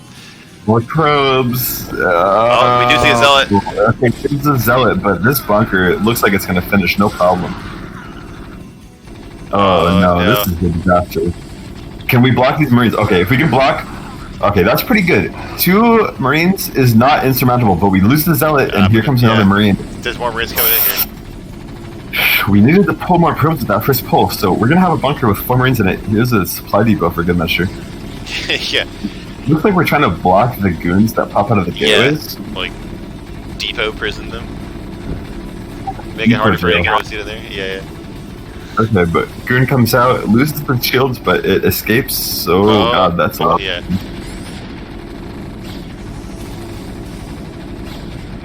I would like to have that depot just been another bunker. Yeah. Because now we have 7 Marines, but 1 bunker between them. But the gateways are going down. All we have are 2 goons. It even leaves the bunker so we can focus fire better. Yeah, it's a smart decision for sure. You can pull the Marines out of here and just start attacking these goons. One of them is at no health at all. Yeah, 2 goons without range is not gonna do it. Oh, that SCV goes down. That's the last SCV here. But there's nothing that can fight this many Marines.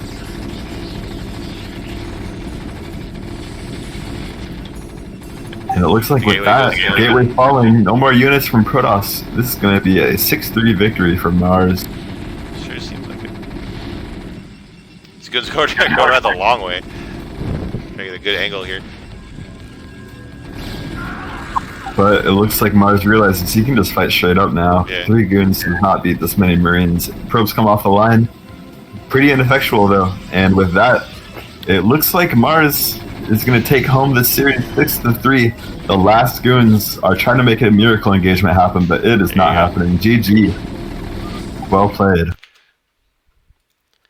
there you go. Maars takes it 6-3, like you said. But Yeah, like I said, every game seemed pretty close. Yeah, for the most part, really back and forth series. Thank you to Sean for setting this up. No Nino this week. You got. And with that, are we doing a post game interview? Yeah, Mars City's down for that. Cool. So we'll get Mars in here momentarily.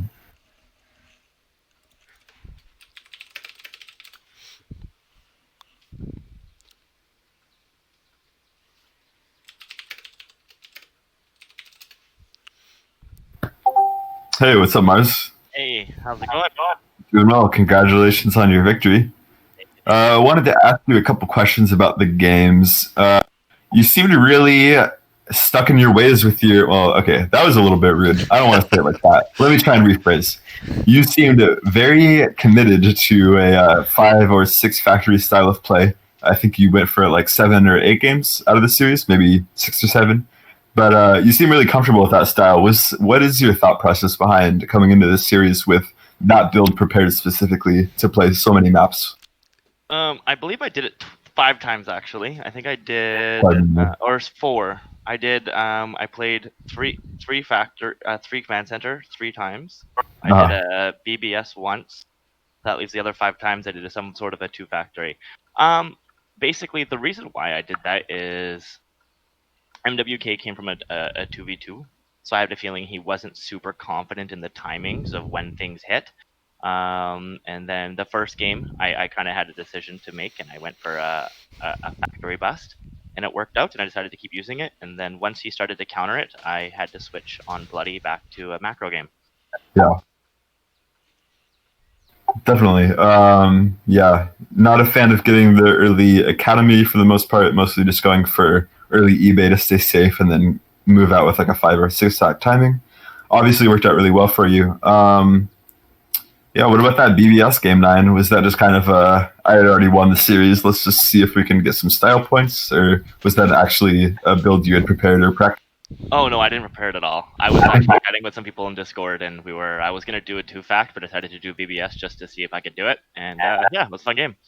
Yeah, it's quite a powerful build. I think Protoss players may not have that much experience playing against it and might not realize how dangerous it could be. But yeah, certainly worked out there. Yeah, anyone you want to shout out, maybe practice partners, your team, coaches, anyone like that? For sure. So there was about 3 people who were very, very helpful. I played a couple games with Terror and was able to get some help from him. Dragon, NaS as well, and Models. Those 3 just kind of really, really helped me and refine some build orders and what to do. And then I had, Snipe, Armada, and Razor Suke who were playing with me, and I had Razor Suke be super aggressive because I had a feeling, MWK would be playing pretty aggressive. He was a lot more passive than I thought. So thank you to all the people that helped me out and my practice partners. Awesome. MWK, you're in here also. Ask you a couple questions about the games. Yeah, on the same note, you did play a little bit more passively than I was expecting this game. I don't think we saw Reavers any of the games. Nothing like DT drops, nothing super aggressive like that. What was your thought process behind how you decided to enter the series like that? Well, my Reaver micro sucks. That's if that. I don't even use Reavers, Protoss versus Protoss. They don't shoot. When I drop them, they just stand still. I know that feeling. Well, I do struggle a lot versus 2-base attack, and can call it Turtle Terran. I think my engagements are... I need to practice that, or I need help from some good Protoss players who know how to attack and when to back down, I guess. I was hoping for macro games, because I consider my macro to be good enough or even better than his in some cases.